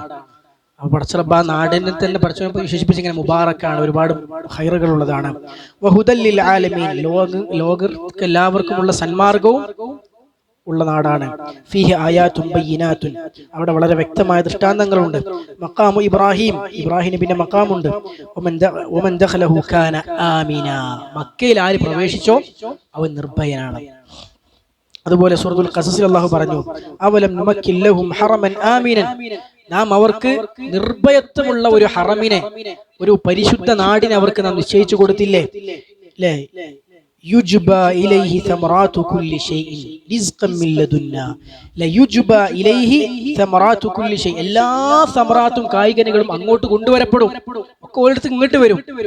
അവരുടെ ചുറ്റുപാടുള്ള ഏതൊക്കെ നാട്ടിൽ എന്തൊക്കെ ഭക്ഷണ പദാർത്ഥങ്ങൾ ഉണ്ടോ അതൊക്കെ അവർക്ക് അനുഭവിക്കാൻ പടച്ചോൻ അവസരം അങ്ങോട്ട് കൊണ്ടുവന്ന് പടച്ചോൻ കൊടുത്തു. അല്ലേ? എന്നിട്ട് അല്ലാഹു സുബ്ഹാനഹു വ തആല പറയാം, കുല്ലു ഷൈഇൻ റിസ്ഖൻ മിൻ ലദുന്നാ, എല്ലാം എന്താണ്? റിസ്ഖൻ മിൻ, നമ്മുടെ പക്കൽ നമ്മൾ കൊടുത്ത റിസ്ഖാണ് എന്ന് സൂറത്തുൽ ഖസസിൽ പറഞ്ഞു. സൂറത്തുൽ അൻകബൂത്തിൽ അല്ലാഹു പറയുന്നുണ്ട്, അവലം യറൗ, അവർ കാണുന്നില്ലേ, അന്നാ ജഅൽനാ ഹറമൻ ആമിനൻ, അവരുടെ പരിശുദ്ധമാക്കപ്പെട്ട നിർഭയത്വമുള്ള നാടാക്കി അവർക്ക് നിശ്ചയിച്ചു കൊടുത്ത് അവർ കാണുന്നില്ലേ? വയുതഖത്തഫു നാസു മിൻ ഹൗലിഹിം, അവരുടെ ചുറ്റും ആളുകൾ ഉപദ്രവിക്കപ്പെടുകയാണ്. മക്കയുടെ ചുറ്റും എന്ത് ചെയ്യാണ്? ഗോത്രങ്ങൾ തമ്മിൽ തല്ലും പിടിയും പ്രശ്നങ്ങളും കച്ചറയും ആളുകൾ ആക്രമണവും അനീതിക്ക് വിധേയരായാലും മക്കയിലുള്ളവർ മാത്രം അവരൊന്നും ബാധിക്കണില്ല. ഇത് അവർ കാണുന്നില്ലേ എന്ന് ആര് ചോദിച്ചു? അല്ലാഹു സുബ്ഹാനഹു വ തആല ഖുർആനിൽ ചോദിക്കണം. അപ്പൊ ഇതൊക്കെ പടച്ച റബ്ബ് മക്കക്കാർക്ക് കൊടുത്ത അനുഗ്രഹങ്ങളാണ്. അപ്പൊ ഇത്രയൊക്കെ അനുഗ്രഹം ഇതൊക്കെ എന്തിന്റെ പേരിലാണ്? ആ ഒരു മക്കയുടെ ആളുകളായി അവരെ നിശ്ചയിച്ചു എന്നുള്ള ഒറ്റ കാരണം റബ്ബ ഹാദൽ ബൈത്ത് എന്ന് പറഞ്ഞു. വേറെ എല്ലാ അനുഗ്രഹങ്ങളും മറന്നാലും നിങ്ങളെ ഈ നാടുകാരാക്കി, അല്ലെ, അള്ളാഹുവിന്റെ മക്കയുടെ കഅബയുടെ വക്താക്കളാക്കി എന്നുള്ള അനുഗ്രഹത്തെ ഓർത്തെങ്കിലും നിങ്ങൾക്ക് എന്ത് ചെയ്തുകൂടെ? ആ പടച്ചവനെ മാത്രം വിളിച്ച് പ്രാർത്ഥിച്ചുകൂടെ? ആരാധിച്ചുകൂടെ എന്ന് അല്ലാഹു സുബ്ഹാനഹു വ തആല ഖുറൈശികളോട് ചോദിക്കുകയാണ് ഈ സൂറത്തിൽ. അപ്പോൾ ഒരുപാട് ഗുണപാഠങ്ങൾ നമുക്കുള്ള ഒരു സൂറത്താണ് ഇത്. അതിലൊന്നാണ് ഫീ ഹാദാ ഇശാറത്തുൻ ഇലാ തമാമി ഖുദ്റതിഹി സുബ്ഹാനഹു വ തആല അന്നഹു ഇദാ അറാദ ഷൈഅൻ യസ്സറ സബബഹു ലിഅന്ന അത്തദ്ബീറ കുല്ലഹു ലഹു യഖ്ഫിദു മൻ യശാഉ വഇൻ അസ് വയർഫഉ മൻ യശാഉ വഇൻ ദൽ ലിയുസ്മിറ ഇഅ്തിഖാദു ദാലിക ഹുബ്ബഹു വലിൻഖിതാഅ ലിഇബാദതിഹി വലിഇഅ്തിമാദ അലൈഹി ഫീ കുല്ലി നഫ്ഇൻ വദഫ്ഇൻ. ഇതിൽ വേറെ ഒരു പ്രധാനപ്പെട്ട ഒരു പാഠം എന്താന്ന് വെച്ചാൽ, അല്ലാഹു സുബ്ഹാനഹു വ തആലയുടെ ഖുദ്റത്ത് എത്ര, അവന്റെ ശക്തി, അവന്റെ കഴിവ് എത്രത്തോളം പരിപൂർണമാണ് എന്ന് ഈ സൂറത്ത് നമുക്ക് കിട്ടും. പടച്ച റബ്ബ് ഒരു നാട്ടുകാർക്ക് എന്തെങ്കിലും ഒരു കാര്യം ചെയ്തു കൊടുക്കണം, ആർക്കെന്ത് ചെയ്തു കൊടുക്കാൻ തീരുമാനിച്ചാൽ അതിനുള്ള എല്ലാ വഴികളും പടച്ചോനാണ് ഉണ്ടാക്കും. അല്ലെ, അതിലേക്ക് പടച്ചോനാണ് എത്തിക്കും. നമ്മൾ ഒരിക്കലും വിചാരിക്കാത്ത രൂപത്തിൽ അതിലുള്ള സബബുകൾ റബ്ബ് എന്ത് ചെയ്യും? നടപ്പിലാക്കി കൊടുക്കും. എത്ര ഉയർന്നവനാണെങ്കിലും അവനെ താഴ്ത്തണം പടച്ചോൻ തീരുമാനിച്ചാൽ അവനെ താഴെയുള്ള വഴി പടച്ചോൻ ഉണ്ടാക്കും. എത്ര തരം താഴ്ന്നവരാണെങ്കിലും ഉയർത്തുന്ന പടച്ചോൻ തീരുമാനിച്ചാൽ അവരെ ഉയർത്താനുള്ള വഴി പടച്ചോൻ ഉണ്ടാക്കും. നമ്മൾ ഒരിക്കലും കണക്ക് കൂട്ടാത്തത് പലതും നമ്മുടെ ചുറ്റുവട്ടത്തിൽ നടക്കുന്നുണ്ട്. അതൊക്കെ എങ്ങനെ നടക്കുന്നതാ? എത്ര പെട്ടെന്ന് ഓൻ്റെ ആ അവസ്ഥ അല്ലേ, ഭയങ്കര പൈസക്കാരനായത്, എത്ര നല്ല ജീവിതം നയിക്കുന്ന ആളെ ഇനിയിപ്പോ എന്താ പോന്റെ അവസ്ഥ, എത്ര പെട്ടെന്ന് അവനാകെ പൊളിഞ്ഞത്. പടച്ചിലപ്പോൾ ഒരു തീരുമാനം എടുത്താൽ അതിനുള്ള എല്ലാ വഴികളും പടച്ചോനാണ്ട് ഉണ്ടാക്കും എന്നുള്ളതാണ്. അതാണ് യഥാർത്ഥത്തിൽ എവിടെ കാണുന്നത്? ഈ മക്കക്കാരുടെ വിഷയത്തിലും ഖുറൈശികളുടെ വിഷയത്തിലും നമ്മൾ കാണുന്നത്. അപ്പോൾ ഇത് നമ്മൾ അറിഞ്ഞു കഴിഞ്ഞാൽ സ്വാഭാവികമായും നമ്മൾ എന്ത് ചെയ്യും? പടച്ച റബ്ബിനോട് അങ്ങേയറ്റത്തെ ഒരു ഇഷ്ടവും അള്ളാഹുവിന്റെ ശക്തിയിലും കഴിവിലുമുള്ള മഹാത്മ്യം തിരിച്ചറിഞ്ഞ് പടച്ചവന്റെ മുമ്പിൽ നമ്മളുടെ കഴിവുകേടിനെ നമ്മൾ എന്ത് ചെയ്യും? സമ്മതിച്ച് പടച്ചവൻ നമ്മൾ കീഴ്പ്പെടും. ഈ ഒരു യാഥാർത്ഥ്യം നമ്മുടെ മനസ്സിലേക്ക് ശരിക്കും ഇറങ്ങിയാൽ. മറ്റൊന്ന്, ഈ സൂറത്തിൽ നമുക്ക് കിട്ടുന്ന ഗുണപാഠം എന്താണെന്ന് വെച്ചാൽ, അല്ലാഹു സുബ്ഹാനഹു വ തആല റഗദുർ റിസ്ഖി വൽ അംനു മിനൽ മഖാവിഫ് من أكبر النعم الدنيوية الموجبة لشكر الله تعالى، فالآية فيها أن على المسلمين أفرادا وجماعات أن يقابلوا نعم الله بالشكر وأن يشكروا بالطاعة والعبادة لله وأن يحذروا كفران النعم. അല്ലാഹു സുബ്ഹാനഹു വ തആല ദുനിയാവിൽ നൽകുന്ന ദുന്യവിയായ നിഅമത്തുകളിൽ ഏറ്റവും വലിയ നിഅമത്താണ് നിർഭയത്വവും പിന്നെ ഭക്ഷണവും. നിർഭയത്വവും ഭക്ഷണവും. ഒരു സമൂഹത്തിന്റെ നിലനിൽപ്പ് ഇതിൽ രണ്ടിലുമാണ്. അല്ലെ, മനസ്സമാധാനത്തോടു കൂടി കിടന്നുറങ്ങാനും ജീവിക്കാനും നടക്കാനും പറ്റണം, ജീവിതം മുന്നോട്ട് കൊണ്ടുപോകാൻ പറ്റണം, പട്ടിണി ഇല്ലാതെ കഴിച്ചിലാവുമാണ്. ഇത് രണ്ടും ഉണ്ടെങ്കിൽ ആ നാട് നല്ല നാടാണ്. ഇതിലേതെങ്കിലും ഒന്ന് പോയാലോ പിന്നെ ആ നാടിന്റെ അവസ്ഥ പറയണ്ട. അല്ലെ, നിർഭയത്വവും ഭക്ഷണവുമാണ് ഒരു നാടിന്റെ ബേസ്. അത് രണ്ടും പഠിച്ചു ഈ സൂറത്തിൽ എടുത്തു പറയാണ്. അപ്പോൾ ഈ രണ്ട് സംഗതികൾ കളഞ്ഞു കുളിക്കാൻ കാരണമാകുന്ന ഒന്നിനും നമ്മൾ എന്ത് ചെയ്യാൻ പാടില്ല, മുതിരാൻ പാടില്ല. ഈ രണ്ട് അനുഗ്രഹം നമ്മൾ അനുഭവിക്കുന്നുണ്ടെങ്കിൽ നമ്മൾ റബ്ബിനോട് ധാരാളമായി ഇതിന് ശുക്ർ ചെയ്യണം. അതാണ് സലഫി പണ്ഡിതന്മാരൊക്കെ പ്രത്യേകിച്ച് ആധുനിക കാലഘട്ടത്തിൽ ഏറ്റവും കൂടുതൽ ഊന്നൽ നൽകി ജനങ്ങളെ പഠിപ്പിക്കുന്ന ഒരു വിഷയമാണത്. നിഅ്മത്തുൽ അംന്, നിർഭയത്വം എന്ന് പറഞ്ഞാൽ അത് ഇതെന്താ അനുഭവിക്കുമ്പോൾ അതിന്റെ വില മനസ്സിലാവില്ല. ഓരോ എടുത്തുചാട്ടങ്ങൾ, അവിവേകങ്ങൾ, ഇതിന്റെയൊക്കെ പേരിൽ തീവ്രവാദ പ്രസ്ഥാനങ്ങളും മറ്റോലും പലതും എടുത്തുചാടി പലതും ചെയ്യും, പലതും പറയും. അവരോട് നഷ്ടപ്പെടുന്ന എന്താ? നിർഭയത്വം എന്ന് പറഞ്ഞ പടച്ചോൻ നൽകുന്ന ഏറ്റവും വലിയ നിഅ്മത്ത് അതിലൂടെ നഷ്ടപ്പെടും. പട്ടിണിയില്ലാതെ ജീവിക്കാൻ പറ്റുമെന്ന് പറഞ്ഞ അനുഗ്രഹം അതിലൂടെ നഷ്ടപ്പെടും. പടച്ച റബ്ബ് വിശുദ്ധ ഖുർആനിൽ ആവർത്തിച്ച് നമ്മളെ ഓർമ്മപ്പെടുത്തിയ വിഷയമാണെന്ത്? നിർഭയത്വത്തിന്റെ കാര്യവും അതുപോലെ പട്ടിണിയില്ലാത്ത ജീവിതാവസ്ഥയും. ഇത് ഏറ്റവും നല്ല നിലക്ക് പിന്നെ ഉണ്ടായാൽ ഒരു നാട്ടിൽ ഉണ്ടായി കഴിഞ്ഞാൽ, ഇത് ഉണ്ടെങ്കിലേ ഒരു നാട്ടിൽ എന്തു നടക്കുള്ളൂ. ദഅവത്ത് നടക്കണം. അവിടെ പട്ടിണി ഇല്ലാത്ത അവസ്ഥ വേണം, മനസ്സമാധാനം വേണം. മനസ്സമാധാനവും ഭക്ഷണവും വേണം. ദീന് പറഞ്ഞു കൊടുക്കണോ, പഠിക്കണോ, പഠിപ്പിക്കണോ, എന്ത് നടക്കണമെങ്കിലും ആ നാട്ടിൽ എന്ത് വേണം? സമാധാനം വേണം. ആളുകൾക്ക് പട്ടിണി എടുക്കാത്ത അവസ്ഥയുണ്ടാവണം. ഇതുണ്ടെങ്കിലേ വേറെ എന്തൊരു നാട്ടിൽ നടക്കുള്ളൂ. അതുകൊണ്ട് അത് നിലനിർത്താൻ നമ്മൾ എങ്ങനെ എന്ത് ചെയ്യണം? കഴിവതും നമ്മൾ പരിശ്രമിക്കണം. അത് പിന്നെ ഏത് നാട്ടിലാണെങ്കിലും അത് കളഞ്ഞു കുളിക്കാനുള്ള സാഹചര്യം നമ്മൾ ഒരിക്കലും ഉണ്ടാക്കാൻ പാടില്ല എന്നുള്ളത് നമുക്ക് ഈ സൂറത്തിൽ നിന്ന് കിട്ടുന്ന പ്രധാനപ്പെട്ട ഒരു പാഠമാണ്. കാരണം അള്ളാഹു ചെയ്തു കൊടുത്ത പടച്ച റബ്ബ് ചെയ്തെടുത്ത ഏറ്റവും വലിയ അനുഗ്രഹത്തെയാണല്ലോ റബ്ബ് എടുത്തു പറഞ്ഞത്. അവിടെ എടുത്തു പറഞ്ഞ രണ്ട് കാര്യം എന്താ? ഈ രണ്ട് കാര്യങ്ങളാണ്. അപ്പൊ ആ അനുഗ്രഹത്തിന്റെ വലിപ്പം നമുക്കതിൽ നിന്ന് മനസ്സിലാക്കാൻ സാധിക്കും.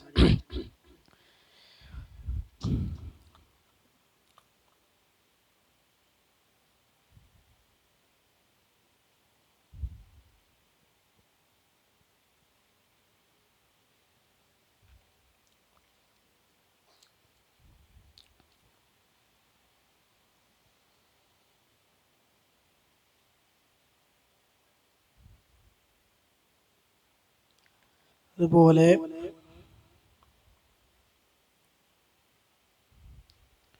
അപ്പോ പിന്നെ ഈ സൂറത്ത് നമുക്കുള്ള ഒരു പ്രധാനപ്പെട്ട പാഠം എന്താ വെച്ചാൽ, ഇപ്പൊ ദുനിയാവിൽ അള്ളാഹു നൽകുന്ന ഏറ്റവും വലിയ നിഅ്മത്താണ് നമ്മൾ ഈ പറഞ്ഞത് അല്ലെ? എന്ത്? പട്ടിണിയില്ലാത്ത അവസ്ഥ, നിർഭയത്വം, മനസമാധാനമുള്ള അവസ്ഥ. ഇനി ഈ സൂറത്തിലൂടെ അള്ളാഹു എന്ത് ചെയ്യാണ്? ആഖിറത്തിലെ നിർഭയത്വം കൂടി കിട്ടാൻ എന്ത് വേണം എന്നുള്ളത് പറയാണ്. ഇപ്പൊ ദുനിയാവിലെ സമാധാനത്തിന് വേണ്ടതുള്ള രണ്ടും നിങ്ങൾക്ക് നൽകി. ഇനി ആഖിറത്തിലും കൂടി നിങ്ങൾക്ക് എന്ത് വേണം? ഈ സമാധാനം വേണം. നിങ്ങൾ എന്താ ചെയ്യേണ്ടത്? ഫല്യഅ്ബുദു റബ്ബ ഹാദൽ ബൈത്ത്. അപ്പൊ ദുനിയാവിലെയും ആഖിറത്തിലെയും മനസമാധാനം കിട്ടാനുള്ള മാർഗം എന്ത് ചെയ്യാണ്? ഈ സൂറത്തിൽ പഠിച്ച റബ്ബ് നമുക്ക് പഠിപ്പിച്ചു തരാണ്. അല്ലാഹു സൂറത്തുൽ നഹ്ലിന്റെ 112 113 ആയത്തിൽ അല്ലാഹു പറഞ്ഞു, വദറബല്ലാഹു മസലൻ ഖറിയതൻ. അല്ലാഹു സുബ്ഹാനഹു വ തആല ഒരു ഗോത്രത്തിന്റെ ഉപമ വിവരിക്കുന്നു. കാനത് ആമിനതൻ മുത്മഇന്നതൻ യഅതിഹാ റിസ്ഖുഹാ റഗദൻ മിൻ കുല്ലി മകാൻ. എന്താണ് ആ നാടിന്റെ പ്രത്യേകത? കാനത് ആമിനതൻ മുത്മഇന്ന, നിർഭയത്വമുള്ള മനസ്സമാധാനമുള്ള നാടായിരുന്നു. എല്ലാ നാട്ടിൽ നിന്നും അങ്ങോട്ട് വളരെ സുഭിക്ഷമായി ഭക്ഷണങ്ങൾ വന്നുകൊണ്ടിരുന്നിരുന്നു. അങ്ങനത്തെ ഒരു നാട്. അപ്പൊ ഇത് ദുനിയാവിൽ മനസ്സമാധാനമുള്ള നാടാണ്. ദുനിയാവിൽ മനസ്സമാധാനമുള്ള നാടാണ്. നിർഭയത്വമുണ്ട്, ഭക്ഷണമുണ്ട്. ഇനിയോ ഫകഫറത് ബിഅൻഉമില്ലാ, ആ നാട് എന്ത് ചെയ്തു? അള്ളാഹുവിന്റെ അനുഗ്രഹങ്ങളെ അതിന് നന്ദികേട് കാണിച്ചു, അതിനെ സത്യനിഷേധം കാണിച്ചു, അതിനെ നന്ദികേട് കാണിച്ചു. അപ്പോഴോ ഫഅദാഖഹല്ലാഹു ലിബാസൽ ജൂഅ്, അള്ളാഹു അപ്പോ വിശപ്പിന്റെ പിന്നെ വസ്ത്രം അവരെ ധരിപ്പിച്ചു, അവർക്ക് ടേസ്റ്റ് ചെയ്യിപ്പിച്ചു, എന്ന് വെച്ചാൽ വിശപ്പ് അനുഭവിപ്പിച്ചു. എന്താ കാരണം?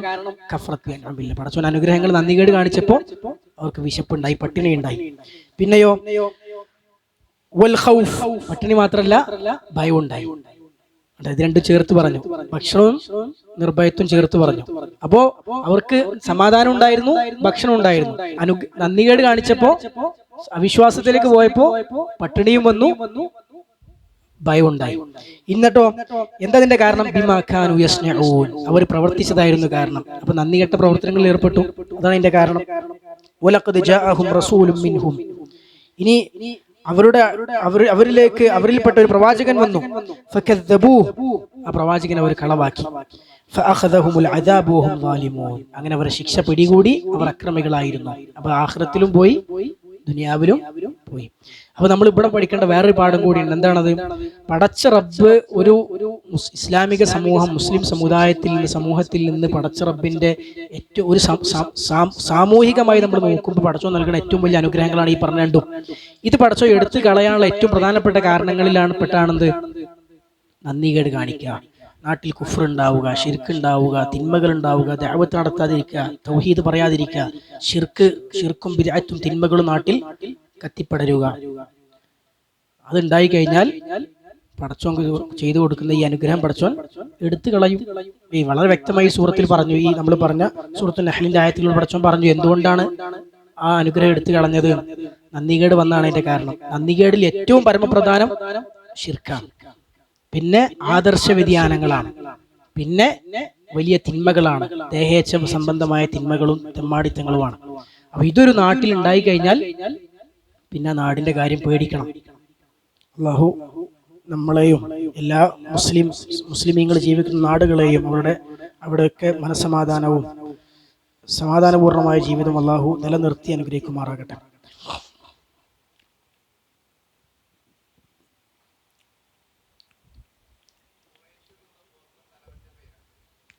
ഖുറൈശ് എന്ന് പറഞ്ഞാൽ പിന്നെ നദ്ർ ബിനു കിനാന എന്ന് പറഞ്ഞ റസൂലുള്ളാഹി സ്വല്ലല്ലാഹു അലൈഹി വസല്ലമയുടെ ഒരാളുടെ വിളിപ്പേരായിരുന്നു ഖുറൈശ്. ഇതിന് പേര് വരാനുള്ള കാരണങ്ങൾ എന്താണെന്നുള്ളതിലേക്ക് ഒരുപാട് ചർച്ചകളുണ്ട്. അദ്ദേഹത്തിന്റെ ചുരുക്കി പറഞ്ഞാൽ നദ്ർ എന്ന് പറഞ്ഞ ഒരു വ്യക്തിയുടെ പേരാണ് ഖുറൈശ്. അദ്ദേഹത്തിന്റെ മക്കളാണ് പിന്നെന്താ ഖുറൈശികൾ എന്ന പേരിൽ അറിയപ്പെട്ടത്.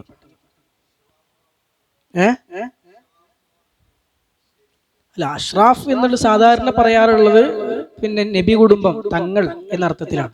ഖുറൈശികൾ എല്ലാവരും നബി കുടുംബമല്ലല്ലോ. ഖുറൈശികളിൽ നബി കുടുംബം അല്ലാത്തവർക്കോ അശ്റത്തുൽ മുബശ്ശിരീനിൽ പെട്ട 10 ആളുകൾ അവരൊക്കെ ഖുറൈശികളാണ്, എല്ലാവരും ഖുറൈശികളാണ്. പക്ഷെ അതില് നബി കുടുംബം ആരേ ഉള്ളൂ? അലി റളിയല്ലാഹു അൻഹു. അതില് നബി കുടുംബം അഹ്ലുൽ ബൈത്തിൽ പെട്ടത് അലി റളിയല്ലാഹു അൻഹു മാത്രമേ ഉള്ളൂ. ബാക്കിയുള്ളവരൊക്കെ ഖുറൈശികളാണ്, പക്ഷെ നബി കുടുംബം അല്ല. അതുപോലെ തന്നെ ഒരു ചോദ്യം, ഇപ്പൊ ഇവിടെ എന്ന് പറഞ്ഞല്ലോ, വിശപ്പിൽ നിന്ന് ഭക്ഷണം നൽകി എന്ന് പറഞ്ഞു അല്ലാഹു സുബ്ഹാനഹു വ തആല. അപ്പൊ ഇവിടെ ഭക്ഷണം നൽകി എന്ന് പറഞ്ഞാൽ മതിയല്ലോ, എന്തിനാണ് വിശപ്പിൽ നിന്ന് എന്ന് അധികം പറഞ്ഞത്? വിശപ്പിൽ നിന്ന് ഭക്ഷണം, ഒരു വിശപ്പിൽ നിന്ന് അധികം പറഞ്ഞത് എന്തിനാണ്? അപ്പൊ 2-3 ഫായിദകൾ പണ്ഡിതന്മാർ എണ്ണിയത് കാണാൻ സാധിക്കും. അത് ഒന്നെന്താ വെച്ചാൽ, വിശപ്പ് എന്ന് പറഞ്ഞ സംഗതി എന്താണ്? ഭയങ്കര കഠിനമാണ്. അത് അനുഭവിക്കുമ്പോഴേ അതിന്റെ കാഠിന്യം മനസ്സിലാവുള്ളൂ. അപ്പൊ ആ ഒരു കഠിനമായ അവസ്ഥ നൽകി എന്ന് പറയാം, അത് ഓർക്കാൻ വേണ്ടിയിട്ട്, അത് മനസ്സിലേക്ക് വരാൻ വേണ്ടിയിട്ടാണ്. ഭക്ഷണം നൽകി എന്ന് പറയുമ്പോൾ വിശപ്പില്ലാത്തൊരവസ്ഥ എന്നുള്ളത് ആലോചിക്കണം. ആ ആലോചന കൂടുതൽ മനസ്സിൽ ഇസ്തിഹ്ലാറാകാൻ വേണ്ടി, കൂടുതൽ ചിന്തിക്കാൻ വേണ്ടിയിട്ടാണ് എന്ത് ചെയ്തത്, അങ്ങനെ എടുത്തു പറഞ്ഞത്. ഏതുപോലെ എന്ന് സൂറത്തു ശൂറയിൽ അല്ലാഹു പറഞ്ഞു. എന്തതിനർത്ഥം? അവർക്ക് കനത്തു പറഞ്ഞാൽ എന്താ? എല്ലാ പ്രതീക്ഷയും നഷ്ടപ്പെട്ട് വരൾച്ച വന്ന് കുടുങ്ങി ഇഞ്ഞ് വെള്ളമില്ലാതെ മനുഷ്യൻ മരിക്കാൻ പോവാണ് എന്ന അവസ്ഥയിൽ നിന്ന് അവർക്ക് എന്തോ കൊടുത്തു? ആകാശത്ത് നിന്ന് മഴ കൊടുത്തു. അപ്പൊ അങ്ങനെ പറയണതും മഴ കൊടുത്തു എന്ന് പറയണതും രണ്ട് രൂപത്തിലാണ് ആൾക്കാർ എന്ത് ചെയ്യുക, മനസ്സിലാക്കുക. അപ്പൊ ആ ഒരു ചിന്ത മനസ്സിലേക്ക് വരാൻ, ഏതുപോലെ എല്ലാം കഴിഞ്ഞു അപ്പോഴാണ് വെള്ളം കിട്ടി അറിയുമ്പോൾ അതിന് ഭയങ്കര ഒരു സമാധാനമാണല്ലോ, ഭയങ്കര ഒരു അനുഗ്രഹമാണല്ലോ. അതുപോലെ അങ്ങനെ വിശപ്പ് കൊണ്ട് പട്ടിണി കൊണ്ട് ഇടങ്ങാറാവുന്ന ആളുകൾ അവരുടെ ചുറ്റുമുണ്ട്. ആ അവസ്ഥ കൊടുക്കാതെ നല്ല അനുഗ്രഹപൂർണമായ ഐശ്വര്യപൂർണമായ അവസ്ഥ അവർക്ക് നൽകി എന്ന് ഓർക്കാൻ വേണ്ടിയിട്ട്. രണ്ടാമത്തെ ഒരു ഇത് പണ്ഡിതന്മാർ പറഞ്ഞെന്താ വെച്ചാൽ, പിന്നെ മക്ക എന്ന് പറഞ്ഞ പ്രദേശം പണ്ട് എങ്ങനെയായിരുന്നു? അവിടെ ആരെങ്കിലും പെട്ടാൽ അവർക്ക് എന്തെങ്കിലും കിട്ടുമായിരുന്നോ? ഇബ്രാഹിം നബി അവിടെ മോനെ കൊണ്ടാക്കുന്നതിന് മുമ്പ് അവിടുത്തെ നാടിന്റെ അവസ്ഥ എന്തേലും? ആ അവസ്ഥ ആലോചിക്കാൻ വേണ്ടി, ആ അവസ്ഥയിൽ നിന്നാണ്, ആ അവസ്ഥയിൽ ഉണ്ടായിരുന്ന നാടാണ് അല്ലാഹു എന്ത് ചെയ്തത്, ഈ അവസ്ഥയിലേക്ക് പരിവർത്തിപ്പിച്ചത്. അപ്പൊ ആ അവസ്ഥ അതായിരുന്നു നിങ്ങളുടെ നാടിന്റെ അവസ്ഥ എന്ന് ചിന്തിക്കാൻ വേണ്ടി. പിന്നെ മൂന്നാമതൊരു ഇത് പണ്ഡിതന്മാർ പറഞ്ഞതെന്ന് വെച്ചാൽ, ഭക്ഷണത്തിൽ ഏറ്റവും നല്ല ഭക്ഷണം എന്താ വെച്ചാൽ, ഇപ്പൊ വേണമെങ്കിൽ അഷ്ബഅഹും എന്ന് പറയാമായിരുന്നു. അഷ്ബഅഹ് എന്ന് പറഞ്ഞാൽ എന്താ? വയറ് നിറക്കുക എന്നർത്ഥം. അഷ്ബഅഹും മിൻ ജൂ എന്ന് പറഞ്ഞാൽ വിശപ്പിൽ നിന്ന് വയറ് നിറപ്പിച്ചു എന്ന് പറയായിരുന്നു. പക്ഷെ അത് പറയാൻ എന്ത് പറഞ്ഞു? അത്അമഹു എന്ന് പറഞ്ഞു, ഭക്ഷണം കഴിപ്പിച്ചു. അപ്പൊ അതിൽ നിന്ന് അതെന്തുകൊണ്ട് പണ്ഡിതന്മാർ പറഞ്ഞെന്താ വെച്ചാൽ, നല്ല ഭക്ഷണം ഏതാന്ന് വെച്ചാൽ വിശപ്പ് മാറാനുള്ള ഭക്ഷണമാണ്, വയറ് നിറയാനുള്ള ഭക്ഷണം അല്ല. എന്താ അതിന്റെ അർത്ഥം? വയറ് നിറച്ച് ഭക്ഷണം കഴിക്കൽ ഒരിക്കലും നല്ല കാര്യമല്ല. എന്നാൽ വിശപ്പ് മാറാൻ ഭക്ഷണം കഴിക്കൽ നല്ല കാര്യമാണ്. ഈ ഒരു സംഗതി, ഈ ഒരു അർത്ഥം കിട്ടാൻ വേണ്ടി, അതായത് വയറ് നിറക്കുക എന്നുള്ളത് ഒരിക്കലും നല്ല കാര്യമല്ല, അതൊരു വലിയ അനുഗ്രഹം എന്നല്ല, അത് ശരിക്കും എന്താണ്, ഒരു ശിക്ഷയാണ്, അല്ലെങ്കിൽ അതൊരു ഒരു ഒരു പ്രയാസമുള്ള കാര്യമാണ്. അത് ശാരീരികമായും ആരോഗ്യപരമായും ദുനിയാവുക്കും ആഖിറത്തിലും ഒക്കെ ശരിക്കും നിഖ്മത്താണ്, ശരിക്കും ശിക്ഷയാണ്. എന്ത്? വയറ് നിറച്ച് ഭക്ഷണം കഴിക്കുക എന്നുള്ളത് എല്ലാ അർത്ഥത്തിലും മനുഷ്യർ കേടാണ്. എന്നാൽ അതുപോലെയല്ല, വയറ് നിറയാൻ പിന്നെ വിശപ്പ് മാറാനുള്ള ഭക്ഷണം കഴിക്കൽ അനുഗ്രഹമാണ്. അപ്പൊ അങ്ങനെ അതുകൊണ്ടുകൂടിയാണ് എന്ന് പണ്ഡിതന്മാർ പറഞ്ഞു കാണാൻ സാധിക്കും. അതുപോലെ ഈ സൂറത്തിൽ കിട്ടുന്ന പ്രധാനപ്പെട്ട പാഠാണ് പ്രവാചകന്മാരുടെ പ്രാർത്ഥനകൾ ഉത്തരം ചെയ്യപ്പെടുന്നതാണ്.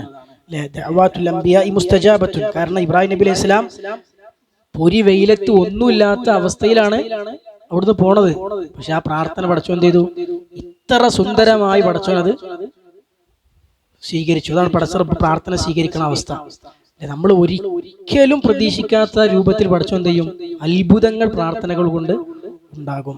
പ്രവാചകന്മാരുടെ പ്രാർത്ഥനകൾ പ്രത്യേകിച്ചും അല്ലാഹു സുബ്ഹാനഹു വ തആല പറഞ്ഞല്ലോ, പിന്നെ ഇബ്രാഹിം നബി അലൈഹി സ്വലാം പ്രാർത്ഥിച്ച പ്രാർത്ഥനയിൽ കാണാൻ സാധിക്കും.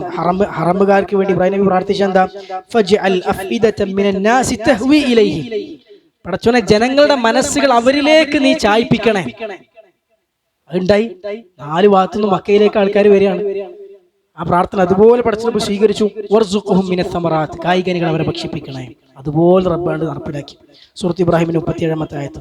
അതുപോലെ ഇബ്രാഹിം നബിയുടെ പ്രാർത്ഥനയാണ് ഇജ്അൽ ഹാദൽ ബലദ ആമിനൻ. അല്ലെ, ചുറ്റുപാടും യുദ്ധവും പ്രശ്നങ്ങളും കലഹങ്ങളും, മക്കയിൽ പൂർണ്ണ സമാധാനം. അതുപോലെ നടപ്പിലാക്കി.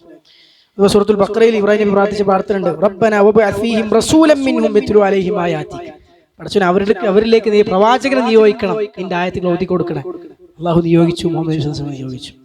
അപ്പോൾ ഇബ്രാഹിം നബി പ്രാർത്ഥിച്ചത് മുഴുവൻ എന്ത് ചെയ്തു?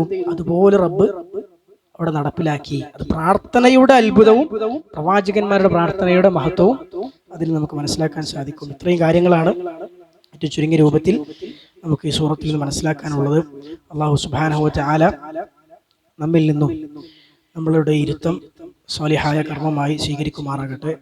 അള്ളാഹുവിൻ്റെ ഖുർആൻ ഏറ്റവും നല്ല രൂപത്തിൽ പഠിക്കാനും വായിച്ച് മനസ്സിലാക്കാനും പാരായണം ചെയ്യാനും അത് ജീവിതത്തിൽ പകർത്താനും അതിൻ്റെ വക്താക്കളാകുവാനും എല്ലാമുള്ള തൗഫീഖ് നമുക്ക് നൽകി അനുഗ്രഹിക്കുമാറാകട്ടെ. നമുക്ക് പിന്നെ വിശുദ്ധ ഖുർആൻ ദീനുമായി ബന്ധപ്പെട്ട കാര്യങ്ങളൊക്കെ പഠിക്കാനും വായിക്കാനൊക്കെ ഒരുപാട് അവസരങ്ങൾ നമുക്കുണ്ട്. അത് ഉപയോഗപ്പെടുത്താൻ നമ്മൾ ശ്രദ്ധിക്കാം. അപ്പോൾ പ്രത്യേകിച്ച് ആനുകാലിക വിഷയങ്ങളൊക്കെ നമുക്ക് നമ്മുടെ ചുറ്റും നമുക്കറിയാം. പിന്നെ നമ്മുടെ ചുറ്റുമുള്ള അവസ്ഥ, പൊതുസമൂഹം എന്നൊക്കെ പറഞ്ഞാൽ ഒരിക്കലും ശരിയായ ആദർശത്തിലോ ശരിയായ നിലപാടിലോ നിൽക്കുന്നവരല്ല. അത് ഏത് വിഷയം എടുത്താലും, വിശ്വാസമാണെങ്കിലും ആദർശമാണെങ്കിലും നിലപാടുകളാണെങ്കിലും സാമൂഹിക വിഷയങ്ങളാണെങ്കിലും രാഷ്ട്രീയ വിഷയങ്ങളാണെങ്കിലും സാമ്പത്തിക വിഷയങ്ങളാണെങ്കിലും ഒക്കെ പൊതുസമൂഹത്തിന്റെ അവസ്ഥ നമ്മൾ നോക്കിയാൽ എന്താ? ദീനാണോ? ദീനിലാണോ? അല്ല. അത് ഏത് വിഷയത്തിലും അങ്ങനെയാണ്. അപ്പൊ ഇങ്ങനെയുള്ള ഒരു വിപരീത എന്താ പറയാ, തീർത്തും ഇസ്ലാമിന് ശരിയായ നിലപാടിൽ നിന്ന് വിരുദ്ധമായൊരു സാമൂഹിക പശ്ചാത്തലത്തിലാണ് നമ്മൾ ജീവിക്കുന്നത്. അല്ലെ, ഒരു പൊതു മുസ്ലിമിന്റെ അഖീദന്റെ അവസ്ഥ എന്താ? മഹാപോക്കാണ്. ഒരു പൊതു മുസ്ലിമിന്റെ ആദർശം പോക്കാണ്. ഒരു പൊതു മുസ്ലിമിന്റെ സാമ്പത്തിക വിഷയങ്ങളുടെ നിലപാട് പോക്കാണ്. ഒരു പൊതു മുസ്ലിമിന്റെ ഏതെടുത്താലും അതാണ് നമ്മുടെ സമൂഹം എന്ന് പറഞ്ഞാൽ. ഈ സമൂഹത്തിൽ നിന്ന് സാമൂഹികവും രാഷ്ട്രീയവും ഒക്കെ ആയിട്ടുള്ള എല്ലാ വിഷയങ്ങളിലും, മതപരമായ വിഷയങ്ങൾ എന്ന പോലെ എല്ലാ വിഷയങ്ങളിലും ഇസ്ലാമിന് കാഴ്ചപ്പാടുണ്ട്. ഇസ്ലാമിന് കൃത്യമായ നിലപാടുകളുണ്ട്. അതിലേക്ക് നമ്മൾ എത്തണം, അത് നമ്മൾ അറിയണം, പഠിക്കണം. അതിനൊരുപാട് അവസരങ്ങൾ നമ്മുടെ നാട്ടിൽ നമ്മൾ അൽഹംദുലില്ലാ നമ്മുടെ സംഘടനയുടെ കീഴിലുണ്ട്. അതിൽ ഏറ്റവും പ്രധാനപ്പെട്ട ഒന്നാണ് നമ്മുടെ നേർപ്പദം വാരിക. അപ്പൊ അത് ജസ്റ്റ് പിന്നെ അതിന് സബ്സ്ക്രൈബ് ചെയ്ത് പൈസ കൊടുത്ത് കൊല്ലത്തിനുള്ള പൈസ കൊടുത്താൽ മാത്രം പോരാ, അത് നമ്മൾ വായിക്കണം. അതിലൊക്കെ ഓരോ സമയത്തുമുള്ള നിലപാടുകൾ നമുക്ക് കൃത്യമായി അറിയാൻ സാധിക്കും. അപ്പൊ അത് നമ്മളത് വീട്ടിൽ കൊണ്ടുപോയി വെച്ചാൽ പോരാ, അത് നമ്മൾ എടുത്ത് വായിച്ച് നിലപാടുകൾ നമ്മൾ ഉറപ്പിക്കണം. ഓരോ വിഷയത്തിലുള്ള എന്താണ് ശരിയായ സലഫി നിലപാടുകൾ, എന്താണ് പ്രാമാണികമായ നിലപാടുകൾ, എന്താണ് അഹ്ലുസുന്നയുടെ ഉലമാക്കളെ വിഷയത്തിൽ സ്വീകരിക്കുന്ന നിലപാടുകൾ എന്നുള്ളത് നമ്മൾ കൃത്യമായി അത് മനസ്സിലാക്കിയിട്ടില്ലെങ്കിൽ നമ്മൾ എന്ത് ചെയ്യും? സമൂഹത്തിന്റെ പൊതുബോധത്തിൽപ്പെട്ട് നമ്മൾ തെറ്റിപ്പോകും. ആദർശപരം നമ്മൾ ഇങ്ങനെ ആലോചിച്ചാൽ മതി. ആദർശപരമായി നമ്മൾ പൊതുസമൂഹത്തിന്റെ കൂടെ ഉണ്ടോ? ആദർശപരമായി ഇവിടുത്തെ പൊതു മുസ്ലിം സമൂഹത്തിന്റെ കൂടെയാണോ നമ്മളുള്ളത്? അല്ല. എന്തുകൊണ്ടല്ല? പൊതു മുസ്ലിം സമൂഹത്തിന്റെ കൂടെ പോയാൽ വഴി തെറ്റും. അല്ലേ? നമ്മൾ ഇത് എല്ലാ മേഖലയിലും ഉണ്ട്. സാമ്പത്തിക വിഷയത്തിൽ പൊതുവെ മുസ്ലിങ്ങളുടെ ഒരു പൊതു മുസ്ലിം സമൂഹത്തിന്റെ കാഴ്ചപ്പാട് എന്താ? കുറച്ചൊക്കെ പലിശയൊക്കെ ആവാം, സാറില്ല അല്ലെ, കുറച്ചൊക്കെ ലോണൊക്കെ എടുക്കുക, ഒന്നും കുഴപ്പമില്ല, കാറ് നമുക്ക് വേണമെങ്കിൽ എന്ത് ചെയ്യാം, ആ കണക്ക് കൂട്ടിയാൽ മതി, മറ്റേ എന്തേലും പറയാം, അടവിനൊന്നും പ്രശ്നമില്ല. ഇതാണ് പൊതു അവസ്ഥ. അതിന്റെ കൂടെയാണ് നമ്മളെങ്കിലോ നമ്മൾ ഹക്കിലെത്തൂല. ഇതെല്ലാത്തിലും ഉണ്ട്. ഇത് രാഷ്ട്രീയത്തിലുണ്ട്, നിലപാടുകളിലുണ്ട്, അന്താരാഷ്ട്ര വിഷയങ്ങളിലുണ്ട്, പശ്ചിമേഷ്യൻ രാഷ്ട്രീയ വിഷയങ്ങളുണ്ട്, എല്ലാത്തിലും ഉണ്ട്. അപ്പോൾ നമ്മുടെ പ്രത്യേകത എന്താ വെച്ചാൽ, നമ്മളൊരു അൽഹംദുലില്ലാ അത്യാവശ്യം നല്ല ആളുകൾ ഉള്ളത് കൊണ്ട് ഓരോ മേഖലയിലും നല്ല കഴിവുള്ള, പാണ്ഡിത്യമുള്ള, വിവരമുള്ള ആളുകൾ ആ വിഷയം പഠിക്കുകയും കൈകാര്യം ചെയ്യുന്ന ദായിമാരും പണ്ഡിതന്മാരും പ്രബോധകരും ഉള്ളത് കൊണ്ട് തന്നെ ഓരോ വിഷയത്തിലും ഏറ്റവും ശരിയായ നിലപാടുകളിലേക്ക് എത്താൻ പരിശ്രമിക്കുന്നവരാണ് നമ്മൾ. ചിലപ്പോൾ അബദ്ധങ്ങൾ വരാം, ആർക്കും അബദ്ധം വരാം, ആരും മാസൂമിയങ്ങളല്ല. പക്ഷെ അതിനുള്ള പരിശ്രമമുള്ളവരാണ് നമ്മുടെ കൂട്ടായ്മ. അപ്പൊ അതിനുള്ള അവസരങ്ങൾ ഉപയോഗപ്പെടുത്താൻ നമ്മൾ ശ്രദ്ധിക്കുക. ഇപ്പോൾ എന്നോട് നമ്മളെ ഹക്കീം സാഹിബ് എന്നോട് പ്രത്യേകം പറയാൻ പറഞ്ഞതാണ്, അതുകൊണ്ട് പറയാണ്. ഇപ്പോൾ ഇപ്പോഴത്തെ നമ്മളെ ഇറാൻ ഇസ്രായേൽ വിഷയത്തിലൊക്കെയുള്ള നമ്മുടെ നിലപാടുകൾ പലപ്പോഴും നമ്മൾ പൊതു മുസ്ലിം സമൂഹത്തിന്റെ വികാരം അതുപോലെ ഉൾക്കൊണ്ടാൽ എല്ലാത്തിലും തെറ്റുന്ന പോലെ അതിലും നമ്മൾ തെറ്റും. ഇപ്പൊ ഈ കഴിഞ്ഞ രണ്ടിലൊക്കെ മുമ്പാന്ന് തോന്നുന്നത് ഞാൻ എഴുതിയ ലേഖനം, ആ വിഷയത്തിൽ എഴുതിയ ലേഖനം വന്നിട്ടുണ്ട്. അപ്പൊ അതൊക്കെ നമ്മൾ ഇതെങ്ങനെ എഴുതണമെന്ന് വെച്ചാൽ നമ്മൾ പരമാവധി പഠിച്ചിട്ടും വായിച്ചിട്ടും പണ്ഡിതന്മാർ പറഞ്ഞ് നോക്കിയിട്ടും പ്രമാണങ്ങളുടെ അടിസ്ഥാനത്തിലാണ് ഓരോന്നും എഴുതുന്നത്. അപ്പോൾ അത് ഞാൻ എഴുതുന്നത് മാത്രമല്ല, ഞാനൊരു ലേഖനം എഴുതി എന്നോട് പറയാൻ പറഞ്ഞുകൊണ്ട് ഞാൻ പറഞ്ഞതാണ്. അപ്പം അങ്ങനെയുള്ള ഓരോ വിഷയത്തിലും ഉള്ളത് എന്ത് ചെയ്യുക, നമ്മൾ കൃത്യമായ നിലപാടുകൾ ശരിയാക്കാൻ നമ്മൾ ശ്രദ്ധിക്കുക, അതിനുള്ള പ്രോഗ്രാമുകൾ ഉപയോഗപ്പെടുത്തുക. നമുക്ക് പ്രസംഗം നിർഭയത്വം തൗഹീദിലൂടെ എന്ന് പറഞ്ഞ ഏപ്രിൽ 26 ഞായറാഴ്ച മുണ്ടുപറമ്പിൽ വെച്ച് പരിപാടി ഉണ്ട്. അപ്പം അതിലേക്ക് എത്തിപ്പെടാൻ നോക്കുക. ഇപ്പോൾ വേറൊരു വലിയ പ്രതിസന്ധി എന്ന് വെച്ചാൽ പൊതുപരിപാടിക്കൊന്നും ആളില്ല. ഈ റീൽസ് കണ്ട് മനുഷ്യന്മാർക്ക് കേടുന്നതാണ്. റീൽസും ഷോർട്സും കണ്ട് 2 മിനിറ്റും 3 മിനിറ്റും 30 സെക്കൻഡും 60 സെക്കൻഡും മാത്രം ഇരുന്ന് ശീലായി അരമണിക്കൂറിൽ കൂടുതൽ ഒരാൾക്ക് ഓടി ഇരിക്കാൻ പറ്റാത്ത അവസ്ഥയാണ്. അപ്പൊ അങ്ങനെ ആയാൽ നമ്മൾ ദേവത്തെടുക്കൂലല്ലോ, ആളുകൾക്ക് ദീൻ പറഞ്ഞു കൊടുക്കണ്ടേ. ഈ പറഞ്ഞ യൂട്യൂബിലും ഫേസ്ബുക്കിലും കുത്തിയിരിക്കുന്ന ആൾക്കാരല്ലാത്ത വലിയൊരു സമൂഹം നമ്മുടെ നാട്ടിലുണ്ട്. അവർക്ക് എങ്ങനെ ദീനെത്തിച്ചു കൊടുക്കുക? അപ്പൊ പൊതുപരിപാടി നടക്കൽ ആവശ്യമാണ്. മനസ്സിലായി? നമുക്ക് പുതിയൊരു അറിവും കിട്ടാനില്ല എന്ന് വിചാരിച്ചോളൂ, എന്നാലും ആ ദീന്റെ സദസ്സിലിരുന്ന എല്ലാ പുണ്യവും നമുക്കവിടെ കിട്ടും. അപ്പോൾ നമ്മൾ എത്താൻ നോക്കുക, നമ്മളെ കുടുംബക്കാരെ എത്തിക്കുക. പിന്നെ നമ്മളുള്ള ഒരു മാനസികാവസ്ഥയിൽ നമ്മുടെ മക്കളും നമ്മുടെ കുടുംബക്കാരും നമ്മളെ ചെറുപ്പക്കാരും ഉണ്ടായിക്കൊള്ളുന്നില്ല. സ്കൂളിലും കോളേജിലും പഠിക്കണം, അവർക്ക് ആ ഒരു ബോധവും ചിന്ത ഉണ്ടായിക്കൊള്ളുന്നില്ല. അപ്പോൾ അവരെയും കൂടി നമ്മൾ എന്ത് ചെയ്യുക, അങ്ങനത്തെ സദസ്സുകളിലേക്ക് എത്തിക്കുക, അങ്ങനെയുള്ള അവസരങ്ങൾ ഉപയോഗപ്പെടുത്തുക. അല്ലാഹു സുബ്ഹാനഹു വ തആല ദീനിൽ അടിയുറച്ച് നിലകൊള്ളാനുള്ള തൗഫീഖ് മരണം വരെ നമുക്കെല്ലാം നൽകി അനുഗ്രഹിക്കുമാറാകട്ടെ. ശരിയായ വിശ്വാസത്തിലും ആദർശത്തിലും നിലകൊണ്ടുകൊണ്ട് ദുനിയാവിൽ നിന്ന് വിട പറഞ്ഞു പോകാനുള്ള തൗഫീഖ് റബ്ബ് നമുക്കെല്ലാം നൽകി അനുഗ്രഹിക്കുമാറാകട്ടെ. അള്ളാഹുവിൻ്റെ ജന്നാത്തുൽ ഫിർദൗസിൽ നമ്മയും നമ്മുടെ കുടുംബങ്ങളെയും മാതാപിതാക്കളെയും നമുക്ക് വേണ്ടപ്പെട്ടവരെയും എല്ലാം മഹാന്മാരായ സലഫ് സ്വാലികളുടെ കൂടെ, അമ്പിയാക്കളുടെ കൂടെ, സ്വാലിഹീങ്ങളുടെ കൂടെ അള്ളാഹു നമ്മെ എല്ലാം ഒരുമിച്ച് കൂട്ടി അനുഗ്രഹിക്കുമാറാകട്ടെ.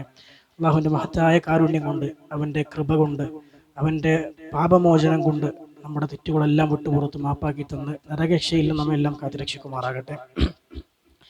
ജീവിതത്തിൽ വ്യത്യസ്ത പ്രയാസങ്ങൾ അനുഭവിക്കുന്ന, സാമ്പത്തിക ബുദ്ധിമുട്ടുകൾ അനുഭവിക്കുന്ന, രോഗം കൊണ്ട് പ്രയാസപ്പെടുന്ന ആളുകൾ നമുക്കിടയിൽ ഈ സദസ്സിലും നമ്മുടെ പരിചയത്തിലും അറിവിലും ഒക്കെ ഉണ്ട്. അല്ലാഹു സുബ്ഹാനഹു വ തആല അവരെല്ലാം അനുഭവിക്കുന്ന എല്ലാ തരത്തിലുമുള്ള പ്രയാസങ്ങൾ, കെടുതികൾ, ഇതിൽ നിന്നുള്ള ശാശ്വതമായ പരിഹാരവും ദൂരീകരണവും അവർക്ക് നൽകി അനുഗ്രഹിക്കുമാറാകട്ടെ. വസല്ലല്ലാഹു വസല്ലം അലാ നബിയിന മുഹമ്മദിൻ വൽഹംദുലില്ലാഹി റബ്ബിൽ ആലമീൻ. സുബ്ഹാനകല്ലാഹുമ്മ വബിഹംദിക അഷ്ഹദു അൻ ലാ ഇലാഹ ഇല്ല അൻത അസ്തഗ്ഫിറുക വഅതൂബു ഇലൈക്. അസ്സലാമു അലൈക്കും.